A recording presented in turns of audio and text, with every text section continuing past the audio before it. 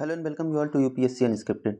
आज हम environment crash course का पार्ट 2 करने वाले हैं। ठीक, इसमें हमने क्या किया कि शंकर आईएएस और जो भी बुक्स मुझे ऐसी लगी थी या फिर करंट अफेयर से, पुराने करंट अफेयर से, बेसिकली इसमें करंट अफेयर पुराना नया क्या खास करना है, तो मुझे जो भी इंपॉर्टेंट लगा था उसको मैं आज में पढ़ाऊंगा। ठीक, ऐसे मैंने कुछ पहले से प्रिपेयर किया नहीं है, बस मैं आपको पढ़ाता चला जाऊंगा। आपका काम है कि एक आध बार, एक से दो बार आप इस वीडियो को देख लेंगे तो आराम से आपका रिवीजन हो जाएगा और मुझे लगता है काफ़ी अच्छा रहेगा। ऐसा नहीं कि मैं कुछ भी पढ़ाने जा रहा हूँ। देखना, एक भी पॉइंट्स ऐसा है आपको लग सकता है कि आपने पहले पढ़ा है, लेकिन ये सोच के चलना कुछ भी आप फेक पढ़ाने नहीं जा रहा हूँ मैं आपको, आपको एग्जाम में काम आएगा। अब सबसे पहले हम स्टार्ट करते हैं ट्रॉपिक लेवल। ठीक, ट्रॉपिक लेवल्स क्या होते हैं? जो लेवल ऑफ चेन्स होती हैं, फूड चेन कैसी होती है। ठीक, अब सबसे पहले आपका हो जाता है हर्बीवोरस। हर्बीवोरस या उसको ऑटोट्रॉफ सब कहते हैं, सॉरी हर्बीवोरस नहीं, एक मिनट।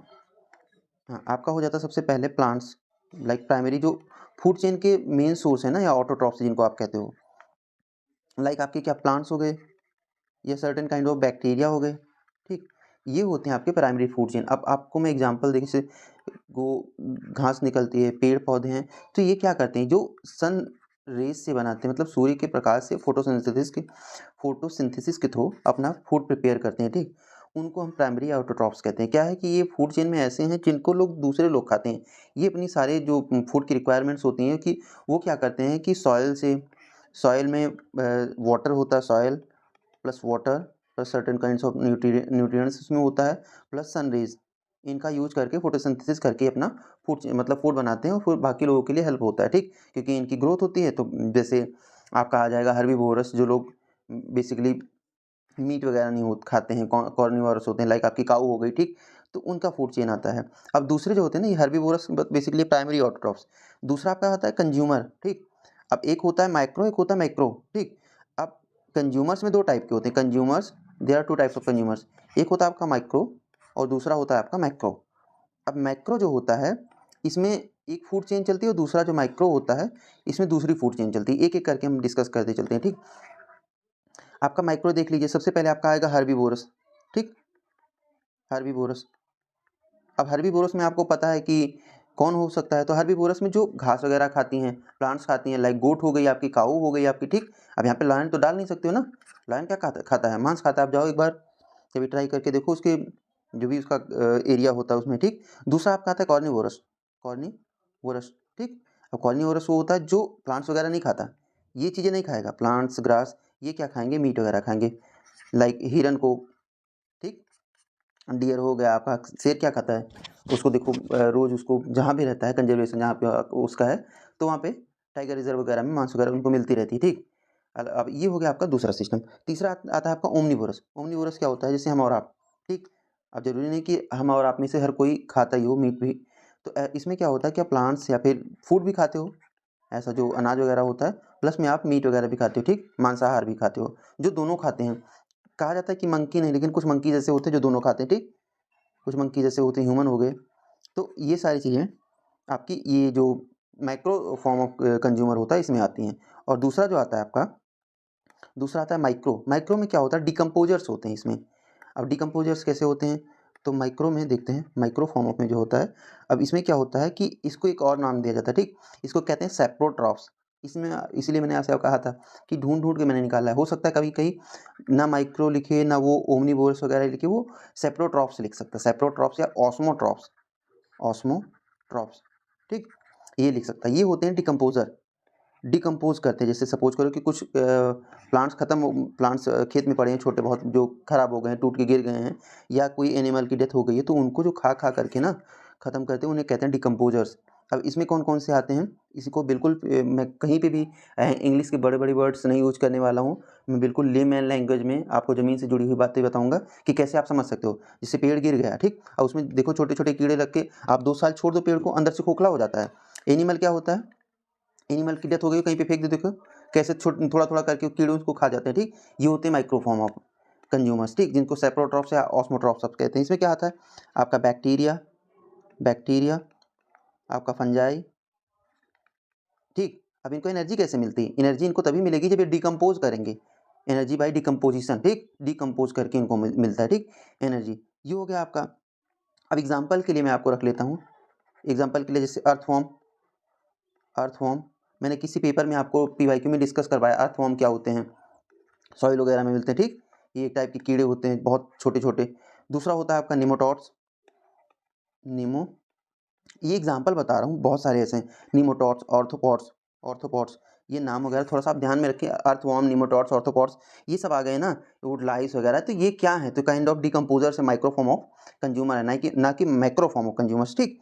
अब क्या होता है, एक बात और समझ लेना, ये मैंने आपको इसीलिए 2 पार्ट में करके बता दिया कि इनको नोट डाउन करने वाली ये बात है इसमें कि इनको हमने ना ट्रॉपिक लेवल या फूड चेन में नहीं रखा है। ये ट्रॉपिक लेवल या फूड चेन में नहीं आते हैं। मैं लिखने वाला नहीं हूँ, इनको हम ट्रॉपिक लेवल या फूड चेन में नहीं रखते हैं, ठीक। क्यों नहीं रखते हैं, ये बात की बात है, समय नहीं हमारे पास इतना कुछ डिस्कस करने को।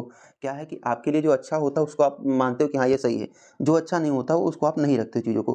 तो ये थोड़ा सा ऑड फील कराता है कि हाँ डिकम्पोजर्स को कैसे आप ट्रॉपिक लेवल में डाल सकते हो। तो ट्रॉपिक लेवल का हम जो माइक्रो फॉर्म ऑफ कंज्यूमर्स या उसके ऊपर प्राइमरी ऑटोट्रॉफ्स, इन सब में हम रखते हैं, बाकी माइक्रो वाले को नहीं रखते हैं।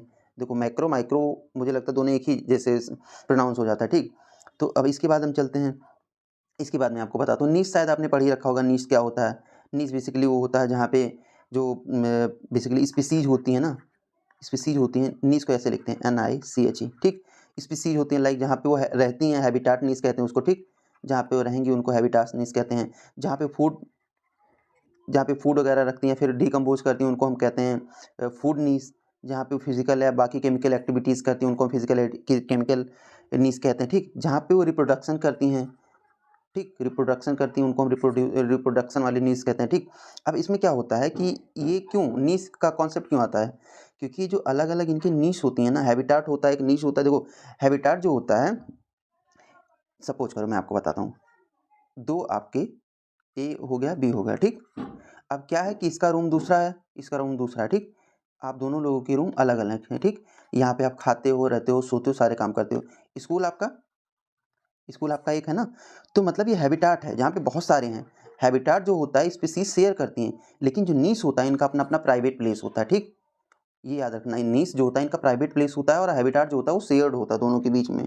तो ये क्या होता है, इससे क्या होता है, कंजर्वेशन होता है। अब स्कूल में हो सकता है आप किसी के रूम में रह रहे हो, सपोज करो ए और बी एक ही रूम में रह रहे हैं, तो कॉन्फ्लिक्ट हो सकता है ना, एक दूसरे के साथ में लड़ाई झगड़ा हो सकता है। स्कूल में कोई मैनेज करने वाला है, स्कूल में लड़ाई झगड़ा नहीं होगा, तो इससे क्या होता है, कंजर्वेशन होता है ऑफ टू स्पीसीज। ये छोटी वाली जो होगी उसको मार के खा जाएंगे लोग, ठीक। तो इसलिए ये चीज़ें होती हैं। अब देखो बायोम क्या होता है, मैं एक एक करके जल्दी से जल्दी आपकी चीज़ों को कवर करवाने की कोशिश करूँगा। बायोम्स क्या होते हैं, अब बायोम्स आपने कभी कभी देखा होगा, टेरेस्ट्रियल और दूसरा एक्वेटिक। वही यार, बायोम का सीधा सीधा मतलब जो जो प्लांट्स वगैरह मतलब ज़मीन पे अर्थ पे, और दूसरा जो आपका ओशियन में हो जाते हैं, ठीक। या वाटर फॉर्म जहाँ पे वाटर बॉडी होती है उसमें होते हैं, ठीक। तो क्या होता है, बायोम में केवल टेरेस्ट्रियल जो बायोम्स होते हैं उन्हीं को बायोम कहा जाता है, एक्वेटिक को नहीं बायोम कहा जाता, ठीक। एक्वेटिक प्लांट वगैरह वगैरह को आप बायोम नहीं कह सकते हैं, केवल इसको कहा जाता है, ठीक। ये यहाँ पे याद रखने वाली बात है। देखो इससे क्या होता है, कोई कोई पॉइंट्स एलिमिनेट कर ले जाते हो। यूपीएससी ऐसे क्वेश्चन नहीं पूछता कि बायोम में क्या आता है, लेकिन एलिमिनेट करने में आपको आसानी होती है, ठीक।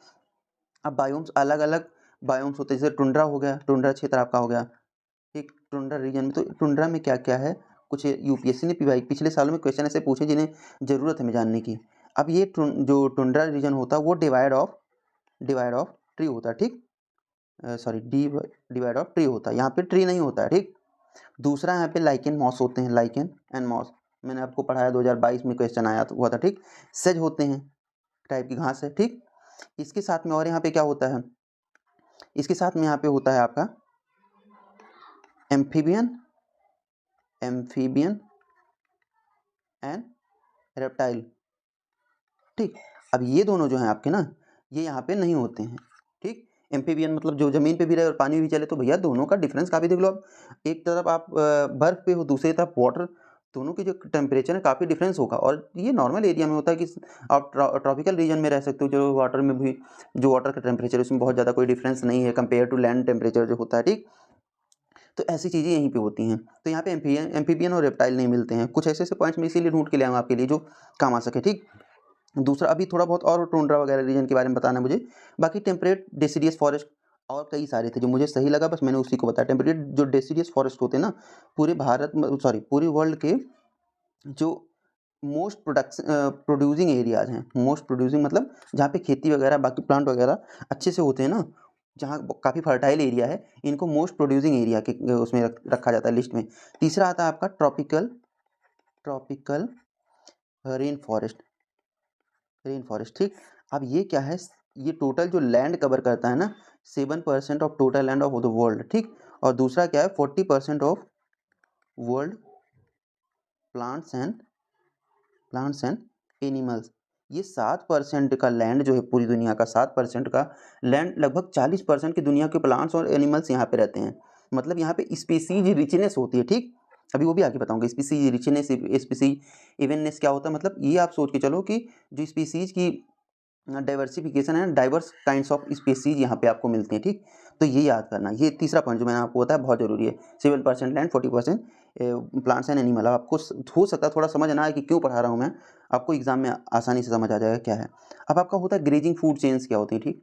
Grazing food chain, grazing food chain का मतलब होता है जिसे आप ढूंढ ढूंढ के, ग्रेजिंग कौन करता है, जो एनिमल्स होते हैं ना घूम घूम के अपना फूड इकट्ठा करते हैं। अब ग्रेजिंग फूड चेन्स दो टाइप की हो जाएंगी आपकी, एक टेरेस्ट्रियल, और दूसरा आपका हो जाएगा कौन सा, एक्वाटिक, और तीसरा माइक्रो।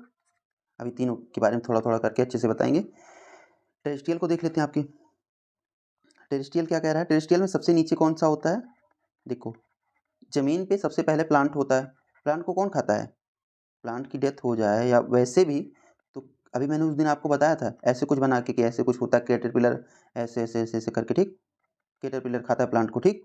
अब कैटरपिलर को कौन खा जाता है, लिजार्ड खाती है, ठीक। और लिजार्ड को कौन खाता है, लिजार्ड को स्नेक खाता है। स्नेक को कौन खाता है, पीकॉक खाता है ना। ये एक फूड चेन हो गई, बहुत इंपॉर्टेंट है। भले ना लगे कि इंपॉर्टेंट है, लेकिन वो बता के नहीं आएगा कि मैं इंपॉर्टेंट हूँ, ठीक।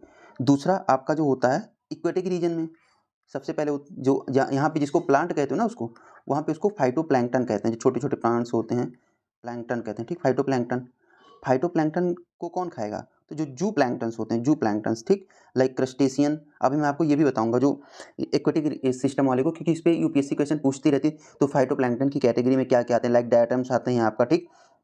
आपके डाइटम्स आते हैं और कई ऐसे हैं जो अभी मैं तुरंत तुरंत बताऊंगा तो प्रॉब्लम हो जाएगी, ठीक। उसको अलग से बताऊंगा। फाइटोप्लैंक्टन, फिर जू प्लैंक्टन। जू प्लैंक्टन को कौन खाता है, फिश खाती है। और फिश को कौन खाएगा, जो फिशकरी बनाएगा, ठीक। जो फिशकरी बनाएगा वही तो खाएगा। पेलिकन, यूपीएससी ने पेलिकन क्वेश्चन पूछा था कि वो कौन सा, वाटर फीडर या फिल्टर फीडर, कि मतलब वाटर को फिल्टर कौन करता है, ऐसे तरीके से जो वहाँ के जो लाइक वाटर को टॉक्सिक करने वाली चीज़ें होती हैं उनको खा लेता है, ठीक। तो फिल्टर फीडर ओएस्टर होता है, उसमें पेलिकन एक ऑप्शन था, तो एलिमिनेट कर ले जाओगे ना आप। पेलिकन का कुछ ऐसे चोंच बड़ी सी होती है, वो फिश को ऐसे थोड़ी देर तक देखता है फिर काट लेता, मतलब कैच कर लेता है, ठीक। ये चीज़ें हैं।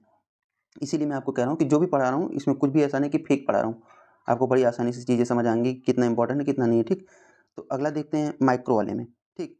अब माइक्रो में क्या है, एक सेकेंड थोड़ा सा बना लेते हैं। तो माइक्रो में आपका हो जाता है, सबसे पहले लिटर होता है नीचे, सबसे पहले लिटर होता है। लिटर को कौन खाता है, अर्थवॉर्म, अर्थवॉर्म खाएगा, ठीक। अर्थवॉर्म को कौन खाएगा, अर्थवॉर्म को चिकन खाएगा, ठीक। और चिकन को कौन खाएगा, चिकन को हॉक खाएगा, जो बड़ा वाला पक्षी होता है। चिकन को आपको हॉक खाएगा, ठीक। ये होता है। अब इनमें थोड़ी सी एनर्जी की बात कर लेते हैं हम। अब एनर्जी का इनमें कैसे ट्रांसफ़र होता है, ठीक। एनर्जी ये होता है कि मोर एनर्जी जो होती है वो आपकी ट्रांसफ़र होती है एक्वेटिक फॉर्म में देन अब देखो जैसे इसको खाओगे आप, प्लांट को कैटरपिलर अगर खा रहा है तो एनर्जी सबसे ज़्यादा कहाँ पे ट्रांसफ़र होती है, तो जो आपका टेरेस्ट्रियल रीजन होता है ना, जो टेरेस्ट्रियल आपका ये फूड चेन वाला सिस्टम होता है, ग्रेजिंग सिस्टम, इसमें एनर्जी कम ट्रांसफ़र होती है। सपोज करो आप किसी को खा रहे हो ना, तो आपके अंदर एक्वेटिक में जब खाएगा, लाइक जू प्लैंक्टन जब फाइटोप्लैंक्टन को खाएगा तो एनर्जी ज़्यादा ट्रांसफ़र होती है, और यहाँ पे एनर्जी कम ट्रांसफ़र होती है, ठीक। टेरेस्ट्रियल में एनर्जी कम ट्रांसफ़र होती है। और जब आप माइक्रो में जाते हो तो माइक्रो में क्या होता है कि यहाँ पे इसके भी दो फूड चेन होते हैं। एक प्लांट बेसिकली टेरेस्ट्रियल का हो गया, और दूसरा आपका एक्वेटिक, ये जो मैंने लिटर, अर्थवॉर्म और हॉक या चिकन बताया, ये आपका लिटर सॉरी टेरेस्ट्रियल है। टेरेस्ट्रियल में एनर्जी ज़्यादा ट्रांसफ़र होती है कंपैरिजन टू एक्वेटिक। मतलब अगर आप ग्रेजिंग फूड चेन में जाते हो तो टेरेस्ट्रियल और एक्वेटिक में डिफरेंस ये है कि टेरेस्ट्रियल में जब जो फूड चेन होती है, जब कंज्यूमर एक दूसरे को कंज्यूम करते हैं तो उनमें एनर्जी कम ट्रांसफ़र होती है। अगर वही चीज़ एक्वेटिक में हो तो उसमें ज़्यादा ट्रांसफ़र होती है। और जब आप डेसिडुअस फॉर्मेट में जाते हो, डेसिडुअस सॉरी क्या बोलते हैं, डेट्रीवोरस या माइक्रो फॉर्म और जो फूड चेन होती है उसमें जाते हो तो एक्वेटिक में कम ट्रांसफ़र होता है और दूसरे वाले में ज़्यादा ट्रांसफ़र होता है, ठीक। ये बातें इसमें हैं। बाकी आपको एक किसी पेपर में मैंने आपको बता दिया था कि गैसियस या फिर सेडिमेंट्री जो आपके बायोलॉजिकल साइकिल्स होते हैं ये क्या होते हैं, लाइक तो अभी इसको बताने की ज़रूरत है नहीं, ठीक। सेडिमेंट्री में आपका आ जाता है, सेडिमेंट्री में आपका दो ही हैं, फॉस्फोरस एंड सल्फर। और आपका गैसियस में आपका कार्बन, नाइट्रोजन, ऑक्सीजन, ठीक। अब इसमें क्या होता है, ये इम्परफेक्ट होते हैं क्योंकि इनमें परफेक्टली जो होता है ट्रांसफर ऑफ एनर्जी नहीं होता है, न्यूट्रिएंट्स नहीं होता, इसमें परफेक्टली कंप्लीटली हो जाता है, ठीक। तो इसको परफेक्ट कहते हैं, उसको इम्परफेक्ट कहते हैं, ठीक। इसके बाद क्या होता है, एक आपको पॉइंट आता है, थोड़े-थोड़े से बीच बीच में रफ कर दिया करूँगा मैं, अगर क्योंकि इसकी स्लाइड मुझे नहीं लगता शेयर करने लायक है, ठीक। तो इसको मैं शेयर नहीं करूँगा, ठीक। अब देखते हैं नाइट्रोजन फिक्सेशन क्या होता है, ठीक। अब डिफरेंट टाइप्स ऑफ प्लांट्स होते हैं, लाइक देखो आप खेती करते हो ना, आप उसमें नाइट्रोजन जिसमें कंटेंट मैक्सिमम होता है वो आप फर्टिलाइजर डालते हो, ठीक। अब उससे क्या होता है, जब धीरे धीरे गर्मी बढ़ती है या फिर इवेपोरेशन होता है तो इससे इन्वायरमेंट में नाइट्रोजन फैल जाता है, ठीक। एक्सेस में इमिशन होता है उसका। अब उसको कैसे कम करोगे आप, तो कुछ उसके या तो बैक्टीरिया हो सकते हैं जो नाइट्रोजन फिक्सिंग बैक्टीरिया, जो जिसको आप माइक्रो ऑर्गेनिज्म कह सकते हो, तो एक माइक्रो ऑर्गेनिज्म होता है, कुछ माइक्रो ऑर्गेनिज्म होते हैं जो उसको फिक्स करते हैं, ठीक। लाइक आपका कुछ बैक्टीरिया जिसको एक तो आप एग्जांपल में रख लो स्यूडोमोनास, ठीक। और दूसरा जो आपका होता है ब्लू ग्रीन एल्गी, ये प्लांट है ब्लू ग्रीन एल्गी जो एक्वेटिक में काम करता है, ठीक। ब्लू ग्रीन एल्गी आपका हो गया। दूसरा क्या होता है, दूसरा आपका होता है फर्टिलाइजर फैक्ट्री में। अब देखो फर्टिलाइजर बन के ही नाइट्रोजन से आ रहा है तो उन्हें भी तो नाइट्रोजन कहीं ना कहीं से चाहिए होगी, तो इन्वायरमेंट से क्या करते हैं, शोक करते हैं, बेसिकली वो इन्वायरमेंट से कैसे भी करके कैप्चर करके ले आते हैं, तो वो फैक्ट्री में फर्टिलाइजर जहाँ पे फर्टिलाइजर फैक्ट्री में यूज़ करते हैं। तीसरा क्या होता है ना, जो थंडरिंग एंड लाइटनिंग होती है ना, थंडरिंग एंड लाइटनिंग होती है, रेन फॉल जब होती है उस टाइम पे बरसात के समय में, वो लोग उसमें यूज हो जाता है, ठीक। उसमें यूज हो जाता है नाइट्रोजन, तो नाइट्रोजन इस टाइप से फिक्स हो जाता है। मतलब नाइट्रोजन का जो एक्सेस होता है कंपैरेटिवली थोड़ा कम हो जाता है, लेकिन बहुत ज़्यादा इमिशन करोगे तो इतना नहीं हो पाता है। आपको पता होगा कि जीएचजी का क्या है, नेट जीरो का मतलब क्या है, जीएचजी ग्रीन हाउस गैस को हमें नेट जीरो क्यों करना है, उसका मतलब ये जितना हम इमिट करें उतना ही इन्वायरमेंट कैप्चर कर लिया। अब देखो अगर आप थोड़ा सा भी कार्बन नहीं इमिट करोगे ना तो प्लांट्स वगैरह खत्म हो जाएंगे, क्योंकि आपको चाहिए ऑक्सीजन, प्लांट को चाहिए कार्बन। बात को समझा करो, ठीक। तो नेट जीरो का मतलब बस यही होता है। और इसके साथ में एक और बता देता हूँ, जो अंडर 2 कोएलिशन है उसका मानना है कि 2050 तक हम नेट जीरो आ जाएं, जीएचजी मिशन। इकोलॉजिकल सक्सेशन क्या होता है, इकोलॉजिकल सक्सेशन क्या होता है, ठीक। अब इकोलॉजिकल सक्सेशन जो आपका होता है, मैं लिख नहीं रहा हूँ ज़्यादा क्योंकि मैं बोल रहा हूँ इसलिए। इसमें क्या होता है, कोई एक लैंड एरिया हो गया जिस पे अभी कुछ भी नहीं है, जैसे यूपीएससी ने पूछा था, तो जो प्लांट बनेगा पहला उसको पायनियर कहेंगे, ठीक। कैसे प्लांट बनते हैं, चिड़िया वगैरह उस लैंड पे अगर जा रही हैं तो दूसरे लैंड से वो थोड़े बीज वगैरह किसी चीज़ की सीड्स ले आती डाल देती हैं, तो जो पायनियर जो पहला प्लांट होगा उसको पायनियर प्लांट कहते हैं। फिर धीरे धीरे क्या होगा, ये सड़ जाएगा, थोड़ी मिट्टी उपजाऊ हो जाएगी, ठीक। तो इसमें दूसरा आएगा सेकेंडरी, ठीक, सेकेंडरी प्लांट आएगा कुछ, ठीक। ये कंपैरेटिवली क्योंकि अब तो जो सॉइल है थोड़ी सी अच्छी हो गई ना, उपजाऊ हो गई, तो रिलेटिवली फास्टर ग्रोइंग होगा, ठीक, फास्ट ग्रोइंग करेगा, ठीक। और तीसरा क्या आपका आएगा, जब ये सड़ जाएगा मतलब इसको किसी ने ऑक्युपाई कर लिया, ख़त्म हो गया वहाँ पे, तो थोड़ी और अच्छी हो जाएगी वहाँ की सॉइल, ठीक। तो उस पे आता है फाइनल या क्लाइमैक्स, जिसको आप बोलते हो ना क्लाइमैक्स स्पीसीज, क्लाइमैक्स प्लांट। तो अब जो यहाँ पे प्लांट्स होंगे ये क्या होंगे, इन्हीं का बोलबाला यहाँ पे रहेगा, डोमिनेटिंग यही रहेंगे। और इस पूरे प्रोसेस को आप क्या कहते हो, सीयर कहते हो, सीयर। और stage form of plant growth, ठीक, स्टेज या sere form of plant growth. किसी भी ऐसे रीजन में जो अभी नया है, सपोज करो, देखो कैसे नया हो सकता है, हम कहते हैं ना कि वाटर लेवल जो समुद्र का है डिक्रीज कर रहा है, ठीक, नीचे जा रहा है, ऊपर की तरफ आ रहा है, मतलब वाटर लेवल बढ़ रहा है या वाटर लेवल कम हो रहा है, ये सारी बातें हम कहते हैं ना। तो सपोज करो वाटर लेवल रिसीड कर रहा है, वाटर रिसीड कर रहा है, ओशियन है, ठीक। अब ये कुछ ऐसा एरिया जहाँ से वाटर रिसीड करता जा रहा है। एक मिनट, कहीं से आवाज़ आ रही होगी थोड़ी बहुत, यार क्या करूँ, कहीं ना कहीं कुछ ना कुछ चलता रहता है। अब यहाँ पे पहले वाटर था, फिर वाटर यहाँ से हट गया, ये कोई नई ज़मीन बनी। अब यहाँ पे जो पहला प्लांट बनेगा उसको पायनियर कहते हैं। इसके थोड़े दिन बाद जो दूसरा, कुछ सालों बाद दूसरा प्लांट जो बनेगा उसको हम कहते हैं सेकेंडरी प्लांट। फाइनली जो वहाँ पे डोमिनेट कर जाए उसको क्लाइमेक्स प्लांट कहते हैं, ठीक। ये मेरे कहने का मतलब, इसीलिए मैंने आपको बताया कि मैं ऐसी डिफिनेशन कोई भी नहीं दूंगा जो आपको समझ ना आए, बस सिंपल तरीके से मैं इसको बताने वाला हूँ। हाँ, अब आता है आपका कि एक इसमें और पॉइंट है, ठीक। अब सपोज करो कि middle part of large continent है यहाँ पे कहीं पे, ठीक। तो यहाँ पे क्या होगा कि जो इनकी ग्रोथ होगी ना, ये सीयर या स्टेज वाली फॉर्मेट में प्लांट ऑफ ग्रोथ जो है ये कंपैरेटिवली फास्टर होगी अगर मिडिल कोई एरिया है, कॉन्टिनेंट बड़ा है, क्योंकि यहाँ पे बेसिकली जो इन्वायरमेंट होगा ये सेम होगा, यहाँ पे चेंजेस होते रहते हैं आसपास के। सपोज करो यहाँ पे दूसरा ओशियन हो गया रीजन में, या यहाँ पे ठंडा प्रदेश कोई हो गया, तो यहाँ पे चेंज होता रहता है, लेकिन इसमें चेंजेस कम होते हैं बीच के पार्ट में, ठीक। तो यहाँ पे क्लाइमेट कंपैरेटिवली सेम ही रहता है, ठीक, पुराना ही रहता है, जैसे है वैसे ही रहता है। तो वहाँ पे बहुत ज़्यादा बेसिकली टेम्परेचर डेविएशन या और सारी चीज़ें होती नहीं हैं, इसलिए वहाँ पे ग्रोथ फास्टर होती है कंपैरेटिवली, ठीक। अब देखो कुछ पॉइंट्स मैंने आपसे कहा था टुंड्रा वगैरह मैं आपको बताऊंगा क्योंकि यूपीएससी में पूछ रहा है। तो टुंड्रा रीजन में मैंने आपको बताया था लाइकन, मॉस, सेज होता है, रेप्टाइल और एम्फीबियन नहीं होते, साथ में और क्या होता है, जो भी एनिमल यहाँ पे होते हैं उनकी बॉडी लार्ज होती है, लार्ज बॉडी वाले होते हैं, लार्ज बॉडी वाले होते हैं। क्यों? क्योंकि उनका सरफेस एरिया बड़ा रहेगा, तो हीट जो होगी सरफेस एरिया आपका छोटा है तो क्या होता है, हीट बाहर से अगर आ रही है तो आप कम एब्जॉर्व करते हो, सरफेस एरिया आपका बड़ा है तो बाहर से हीट आ रही है तो आप ज़्यादा एब्जॉर्व करोगे, ठीक। लार्ज बॉडी वाले होते हैं, उनके जो पैर होते हैं ना, स्मॉल टेल होती है। टेल स्मॉल क्यों होती है? क्योंकि यहाँ से ये ज़्यादा हीट इमिट ना कर पाएँ अपनी बॉडी का, बाहर ना जाने पाए ज़्यादा हीट, ठीक। साथ में स्मॉल ईयर होते हैं क्योंकि यहाँ से भी हीट क्या होती है, बाहर निकलती इमिट होती है। तो जब इनके अंदर बॉडी के अंदर की जो हीट होगी बाहर निकल जाएगी तो इन्हें ठंड लग जाएगी, मर जाएंगे, ठीक। तो avoid heat loss, small ear वगैरह होते हैं, ठीक। फिर body covered with fur, body large body है लेकिन फर से जो कवर्ड रहती है, इस वजह से क्या होता है कि वो पूरी बॉडी उनकी गर्म भी रहती है, जो हीट बाहर इमिट करने की कोशिश करती है वो उन्हीं फर में रह जाती है, ठीक। तो थोड़ा सा इंसुलेशन का काम करती है वो, ठीक। साथ में लॉन्ग लाइफ स्पैन इनका होता है, लॉन्ग लाइफ स्पैन होता है। अब ये मत पूछना क्यों होता है क्या होता है, ठीक।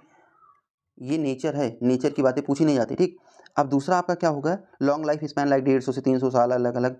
अब थिक क्यूटिकल्स होते हैं, जो उनकी बॉडी होती है ना, चमड़ी क्यूटिकल्स उनके थिक होते हैं, और एपिडर्मल हेयर होते हैं, एपिडर्मल हेयर होते हैं, जो हीट लॉस को अवॉइड कर सकें, बाहर की हीट मतलब बाहर से ठंड ज़्यादा आ रही तो उसको भी अवॉइड कर सकें, ठीक। ये सारी चीज़ें होती हैं, और उनके जो पैर होते हैं ना वो लॉन्ग होते हैं, जिससे बहुत आराम से वो ऐसे रीजन में वो चल सकें। टुंड्रा में क्या है, बर्फ़ वगैरह ही तो है। अब पता चला पैर ही घुस गया तो फिर क्या होगा, तो पैर उनके लंबे होते हैं, बेसिकली जो खुर वगैरह होते हैं उनके बड़े होते हैं, लंबे होते हैं, ताकि वो आसानी से चल सकें, ठीक।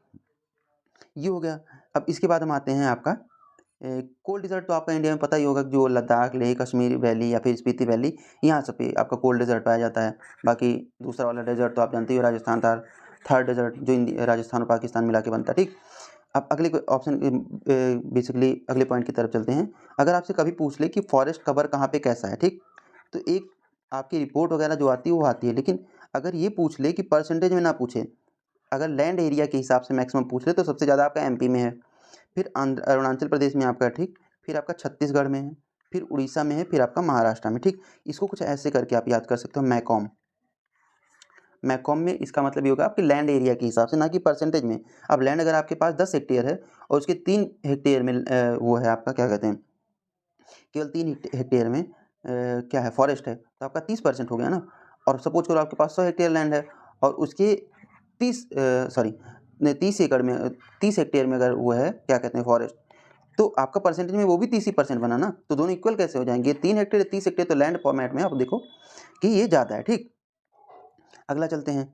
दूसरा इसमें परसेंटेज फॉर्मेट में अगर हम आ जाते हैं तो परसेंटेज फॉर्मेट में देख लो आप, सबसे ज़्यादा मिज़ोरम में है क्योंकि इनका जो लैंड एरिया कम है ना। उसके बाद आपका अरुणाचल प्रदेश आ जाएगा, मेघालय आ जाएगा, मणिपुर आपका आ जाएगा, फिर नागालैंड। ये क्या है, इसलिए मैं बता रहा हूँ कि एलिमिनेट कर सको आप, कहीं पे आ जाए। अब ये पूछो कि आप पूछा कहाँ पे है, तो भैया 2018-19 का पेपर जाके देखो। अब मैं तो करवा नहीं पाया हूँ, समय मिलेगा तो करवाऊँगा, आपको पता लग जाएगा क्या होता है क्या नहीं होता है। अगले क्वेश्चन देखो, मैं इसलिए बता रहा हूँ कि आप जनरल चीज़ें जो यूपीएससी के लिए ना उसको आपने पढ़ रखा है, मैं वो ढूंढ के बता रहा हूँ जो आपको आगे हो सकता है काम आ जाए, ठीक। अब इक्वेटिक जो ऑर्गेनिज्म होते हैं ना इक्वेटिक रीजन में, उनका एक मैं आपको वो इक्वेटिक इक्वेटिक ठीक, क्या कौन सा पेन ले लिया मैंने, काफ़ी बड़ा ये इक्वेटिक, ठीक। अब इक्वेटिक में जो इनका एक रोल होता है, इनका एक पूरा शेयर होता है, कैसे कैसे होता है। तो सबसे पहले न्यूटन होते हैं इसमें, जो एयर वाटर है इंटरफेस पे पाए जाते हैं, ठीक। न्यूटन होते हैं, एयर वाटर ही इंटरफेस में मिलते हैं। एयर वाटर इंटरफेस मतलब जैसे समुद्र होगा, ये वाटर है, तो ऐसे कुछ निकलते हैं पौधे, ऐसे ऊपर की तरफ रहेंगे, और इनकी थोड़ी थोड़ी जड़ें जो रहेंगी वो वाटर में रहेंगी, इन्हें मतलब वहाँ की सॉइल से कोई मतलब नहीं, तो ये न्यूटन होते हैं। उसके बाद आपका पेरीफाइटन आता है। पेरीफाइटन जो है कुछ कुछ सॉइल से जुड़े हुए होते हैं, उनकी जड़ें वगैरह, ठीक। अब इसमें जैसे आपका हो जाता है ये न्यूटन में बैक स्विमर्स होते हैं, जो बैक स्विमर्स होते हैं, ठीक। या बीटल जो आपका होता है ये हो जाता है। पेरीफाइटन में आपका हो जाता है Cecil algae, Cecil algae algae, ठीक। तीसरा आता है प्लैंकटन। प्लैंकटन बताने की जरूरत नहीं, इसलिए मैं आपको बता नहीं रहा हूँ, प्लैंकटन, ठीक, प्लैंकटन हो गया। चौथा आपका आता है नेक्टन, ये आपको याद करने की ज़रूरत है। नेक्टन जो स्विमर्स होते हैं, लाइक आपकी व्हेल हो गई, जो उसमें स्विम कर रहे हैं, ठीक, यहाँ प्लांट नहीं आ रहे हैं।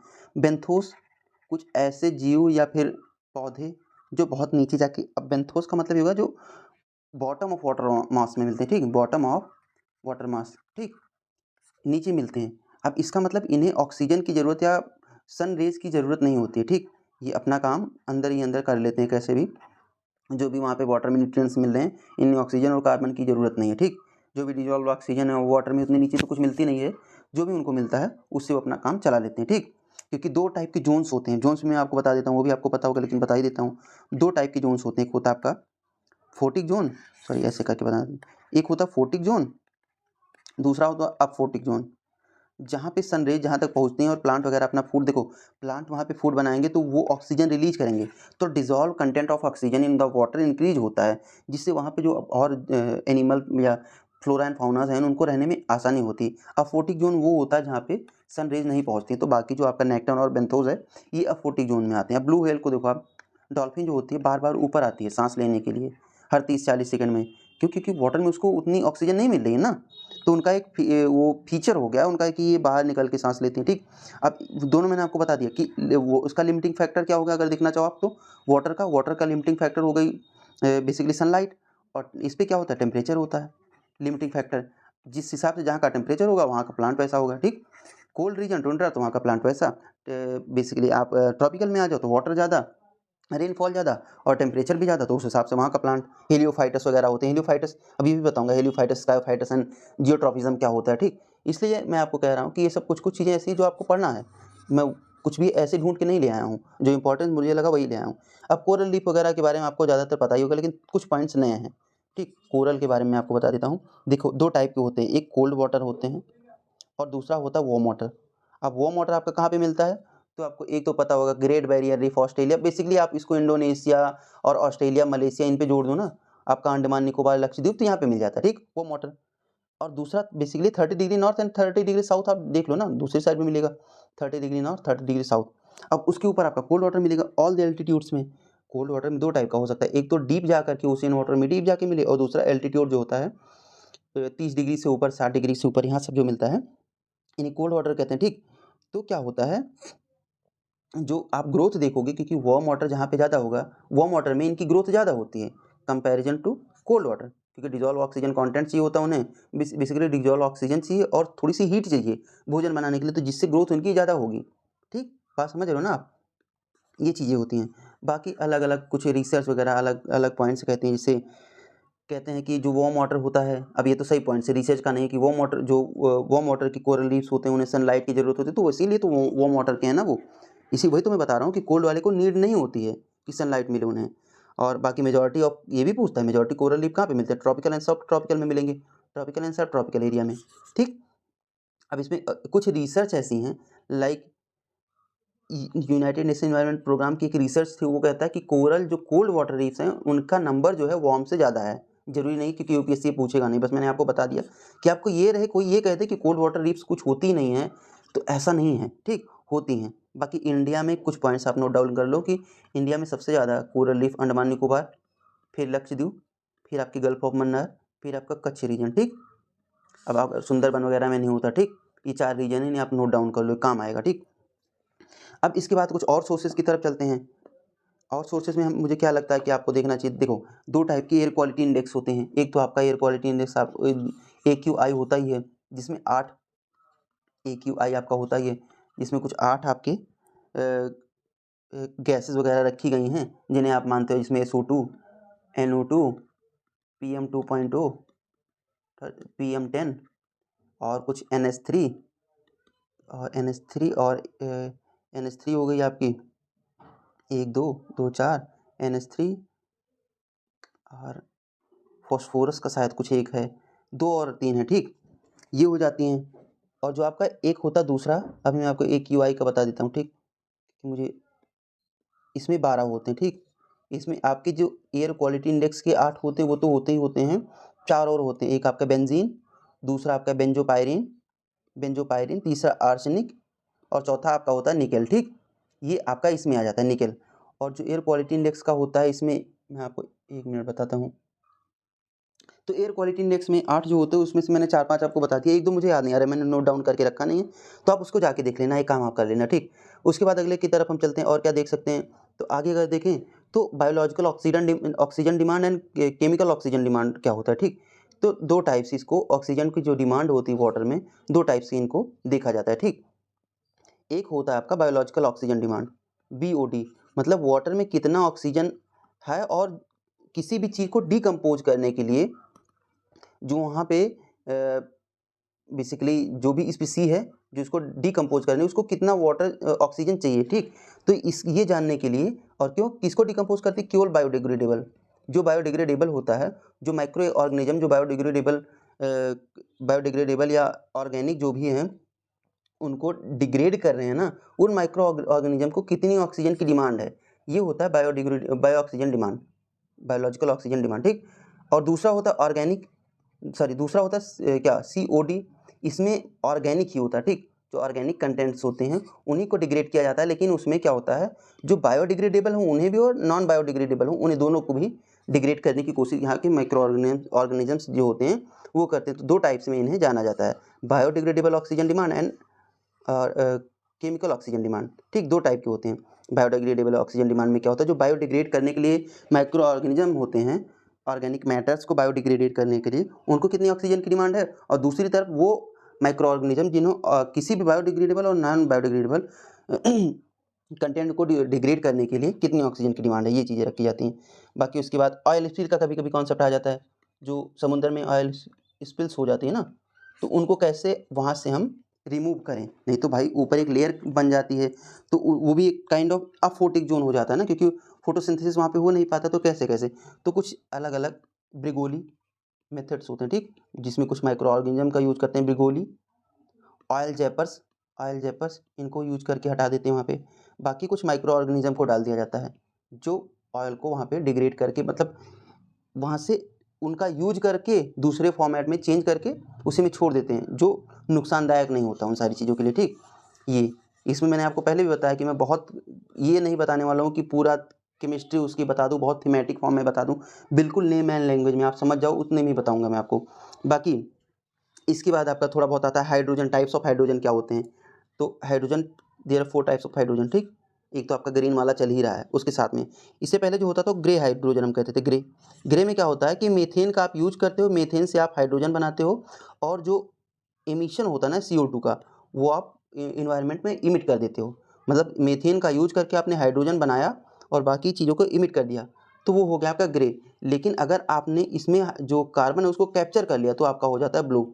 सेम टेक्नोलॉजी है, लेकिन आप किसी तरीके से CO2 को कैप्चर कर पाएँ तो ब्लू हाइड्रोजन हो जाएगा, ठीक। और अगर आप कोल या पेट्रोलियम से बना रहे हैं, ठीक, तो ये आपका होता है ब्राउन, इसमें भी इमिट होता है CO2, ये आपका ब्राउन हाइड्रोजन हो गया। और अगर आप इलेक्ट्रोलिसिस से बना रहे हैं, अगर आप एक मिनट अगर आप इलेक्ट्रोलिसिस से बना रहे हैं तो भाई अलग बात है, इलेक्ट्रोलिसिस का प्रोसेस आपको पता ही है। इलेक्ट्रोलिसिस से आप बना रहे हैं तो वाटर इसका बाइक प्रोडक्ट होता है और आपको हाइड्रोजन मिल ही जाती है, तो इसमें कुछ इमिशन हो नहीं रहा है, और इसमें एनर्जी की ज़रूरत होती है तो आप यूज कर लेते हैं रिन्यूएबल एनर्जी का, ठीक। तो वाटर वेपर इसका क्या होता है, बाई प्रोडक्ट होता है। बाकी इसके बाद अब चलते हैं हम, हाँ, जो एक्वेटिक का मैंने आपको एक तो नेक्टन, पेरीफाइटन ये सब बता दिया था। अब थोड़ा सा मैं बताता हूँ आपको, जो उसकी एक फूड चेन होती है उसमें कौन कौन से ऑर्गेनिजम्स आते हैं, क्योंकि ये इस पे भी UPSC पूछता है क्वेश्चन। ग्रेजिंग फूड चेन मैंने आपको इसमें बताया था कि सबसे नीचे कौन सा होता है, फाइटो, फिर उसके ऊपर आपका होता है जू, उसके ऊपर होता है फिश खाती है उसको, फिश को पेलिकन खाता है, ठीक। एक एक के बारे में बताते हैं। फाइटो प्लैंकटन में कौन कौन से आते हैं, कुछ बैक्टीरिया आते हैं, कुछ प्रोटोजोआ आते हैं, कुछ साइनो बैक्टीरिया किसी पेपर में मैंने आपको लिखा दिया था, लेकिन लिख लो। डायटम्स, वो पूछता है कि प्राइमरी प्रोड्यूसर कौन से हैं, कंज्यूमर कौन कौन से हैं, UPSC ने 2 बार 3 बार पूछा ये। डायनोफ्लैगलेट्स, ठीक। एलगी, ब्लू ग्रीन एलगी,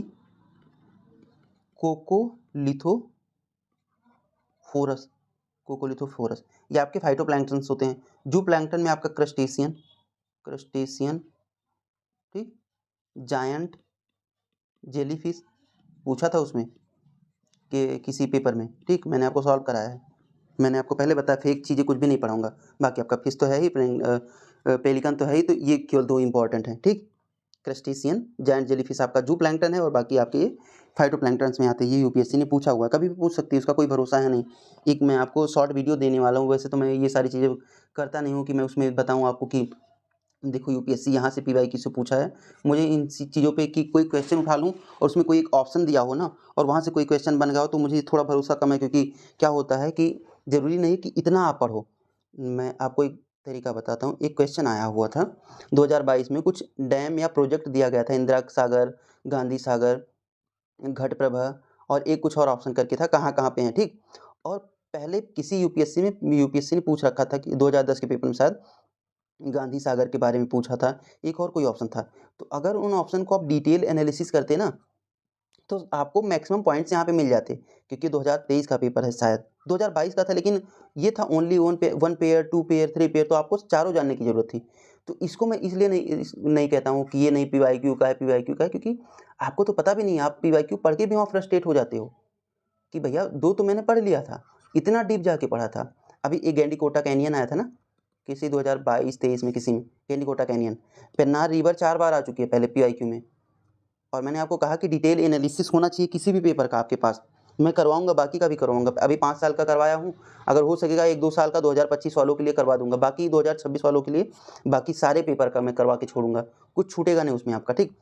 अब पेन्नार रिवर को आप अभी डालो गूगल पे तो एक बार उसमें ऊपर ही फीचर आता है गैंडीकोटा कैनियन, ठीक? इसका एक काइंड ऑफ फीचर है, लेकिन अब आपको पता है तो आप उसको ढूँढ रहे हो सकता है उसी में कुछ और दिया हो, आप नोट डाउन ना कर रहे हो, यूपीएससी उस पे क्वेश्चन आके पूछ ले, तो जितनी आपको समझ आता है उतना ही आप पढ़ते हो उसमें, ठीक? ये मेरे कहने का मतलब है, जो डायरेक्ट इम्पैक्ट करता है। अब उस शॉर्ट वीडियो में आपको दिखाऊंगा कि डायरेक्टली कैसे क्वेश्चन आया है, ठीक?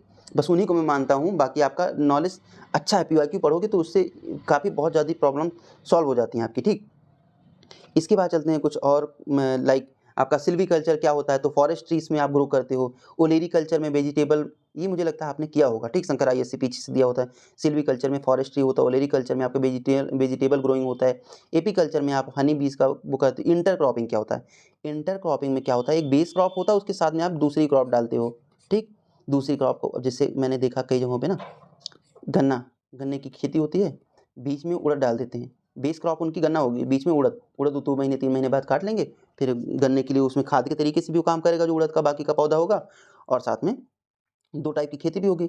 मिक्स फार्मिंग जो होता है, मिक्स फार्मिंग में आपका एक तो आप खेती कर रहे हो और दूसरा पोल्ट्री वगैरह कर रहे हो या फिर एनिमल वगैरह पाल रहे हो, ठीक? एनिमल रेयरिंग कर रहे हो। ट्रक फार्मिंग एक आपका होता है, थोड़ा-थोड़ा करके बता देता हूँ जितना मुझे समझ आ रहा है कि आपको चाहिए, ठीक? एक ट्रक फार्मिंग होती है, इसमें क्या होता है कि आप नंबर ऑफ वेजिटेबल्स ग्रो करते हो, उन्हें किस लिए? बेचने के लिए, ठीक? मार्केटाइज़ करने के लिए। फैक्ट्री फार्मिंग क्या होता है? फैक्ट्री फार्मिंग आपका होता है कि लाइव स्टॉक को आप इसलिए ग्रो कर रहे हो, रेज़ कर रहे हो लाइव स्टॉक को कि आप जो इंडस्ट्री है ना, उसको हेल्प कर सको। लाइक आप मिल्क प्रोडक्शन खूब सारा कर रहे हो, तो जो आपकी दूसरी मिल्क इंडस्ट्री है उसको हेल्प कर सकते हो, ठीक? तो मार्केटाइज़ कर रहे हो, ठीक? ये सारी चीज़ें होती हैं।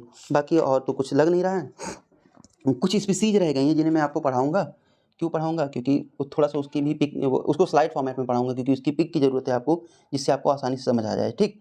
एक होता है ocean acidification, saturated level, non saturated level, तो ये सब क्या होता है, ये आपको मैं बता देता हूँ। ओशियन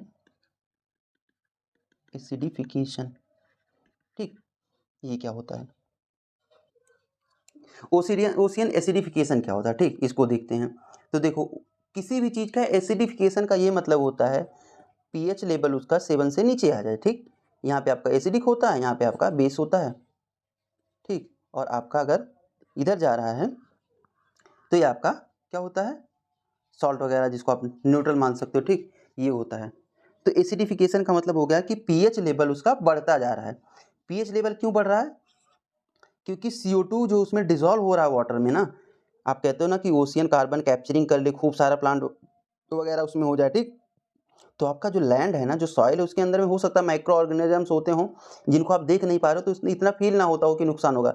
लेकिन ओशियन में तो बहुत सारे फ्लोरा एंड फाउना है ना, वहाँ पे कार्बन की कैप्चरिंग ज़्यादा होगी, तो उससे क्या होता है, उससे ये होता है, एक मिनट, कि जो कार्बोनेट आयंस होते हैं ना, CO3 माइनस, जो बहुत ज़रूरी हैं ओशियन की लाइफ के लिए, ठीक? तो उनका जो पोर्शन होता है, प्रोपोर्शन, वो कम हो जाता है, और जब प्रोपोर्शन कम हो जाता है तो उनकी प्रोड्यूसिंग जो कैपेसिटी हो जाती है ओशियन वाटर उस एरिया में, वो कम होता चला जाता है। तो इससे कॉन्सेप्ट डेवलप होता है saturated, over saturated, under saturated horizon क्या होता है, ठीक। अब ये सब मैं आपको बता देता हूँ। देखो मैं आपको एक इमेज बना के दिखाता हूँ, ठीक। ये आपका ओशियन वाटर हो गया, मान लेना यार, ठीक। ये आपका कुछ ओशियन वाटर है, ठीक। अभी जो आपका सरफेस वाटर होता है ना, इसको प्रॉपर क्या कहते हैं, क्या मिल रहा है बेसिकली आपका, यहाँ पे आपको ऑक्सीजन भी मिल रही है, फोटोसिंथेसिस का काम भी हो रहा है क्योंकि सनरे मिल रही है। तो यहाँ पे क्या होता है, ओवर सैचुरेटेड ये होता है, सरफेस रीजन जो होता है ओवर सैचुरेटेड होता है, क्योंकि यहाँ पे सारे जो प्रोड्यूसिंग जो एक्टिविटीज़ है ना सारी हो रही हैं, ठीक। यहाँ पे तो ये होता है, यहाँ पे क्या होता है कि कार्बोनेट आयन जो है उनका नंबर्स बहुत है। तो कार्बोनेट आयन्स का नंबर बहुत है, तो यहाँ पे जो आपका बेसिकली जो एल्गी होता है, जो कोरल्स होते हैं, उनमें CaCO3 मिलता है। ये डिज़ोल्व नहीं होते हैं। डिज़ोल्व होने का इनका ये मतलब हो गया ख़त्म हो गए। भाई वो आपने वो पढ़ा है कि नहीं, नहीं पता। वो कोरल का जो डिज़ोल्व होना किसी एरिया में, मतलब वाटर या तो ठंडा हो जाए या फिर ज़्यादा गर्म हो जाए, या फिर वहाँ पे बहुत ज़्यादा ये सिल्टेशन वगैरह होती चली जाए, जो फ्रेश वाटर, बेसिकली उन्हें फ्रेश वाटर भी नहीं चाहिए होता है, ठीक। काइंड ऑफ ऐसा वाटर चाहिए जो थोड़ा सा ओशियानिक टाइप का हो, बहुत ज़्यादा फ्रेश वाटर उसमें ना हो और बहुत ज़्यादा उसमें ऐसा भी ना हो कि टॉक्सिकेंट्स वगैरह आ गए हैं, ठीक। तो ऐसा चाहिए होता है। तो कोरल ब्लीचिंग उसका कॉन्सेप्ट होता है, जो आपको कोरल डिज़ोल्व होना, तो कोरल ब्लीचिंग उनकी ना होने पाए। तो सरफेस वाटर इंटरफेस पे जो होता है, यहाँ पे कार्बोनेट आयन पर्याप्त मात्रा में होते, तो यहाँ पे कोरल ब्लीचिंग वगैरह नहीं होती, ठीक। अब एक होता है सैचुरेटेड, इसके नीचे जहाँ पे वो ये डिज़ोल्व कर जाते हैं ना, सैचुरेशन होराइजन ये होता है, ये एक सैचुरेटेड, ठीक। यहाँ पे क्या है कि सारी चीज़ें हो रही हैं, ठीक, लेकिन ओवर सैचुरेटेड नहीं है। यहाँ पे बहुत ज़्यादा सारी कैपेसिटी बढ़ गई, यहाँ पे ठीक ठाक है, जो लिमिट चल रही है वो सही चल रही है। यहाँ पे भी कोरल ब्लीचिंग वगैरह नहीं होगी, जो भी उन्हें कार्बोनेट आयन वगैरह चाहिए वो मिल रहे हैं, ठीक, क्योंकि यहाँ पे फोटोसिंथेसिस एक्टिविटी वगैरह हो रही है। फिर ये होता है सैचुरेशन होराइजन, इसके नीचे ये डिज़ोल्व होने लगते हैं। क्यों? क्योंकि वहाँ पे कोल्ड वाटर है, तो कोरल डिज़ोल्व हो जाएंगे, ठीक।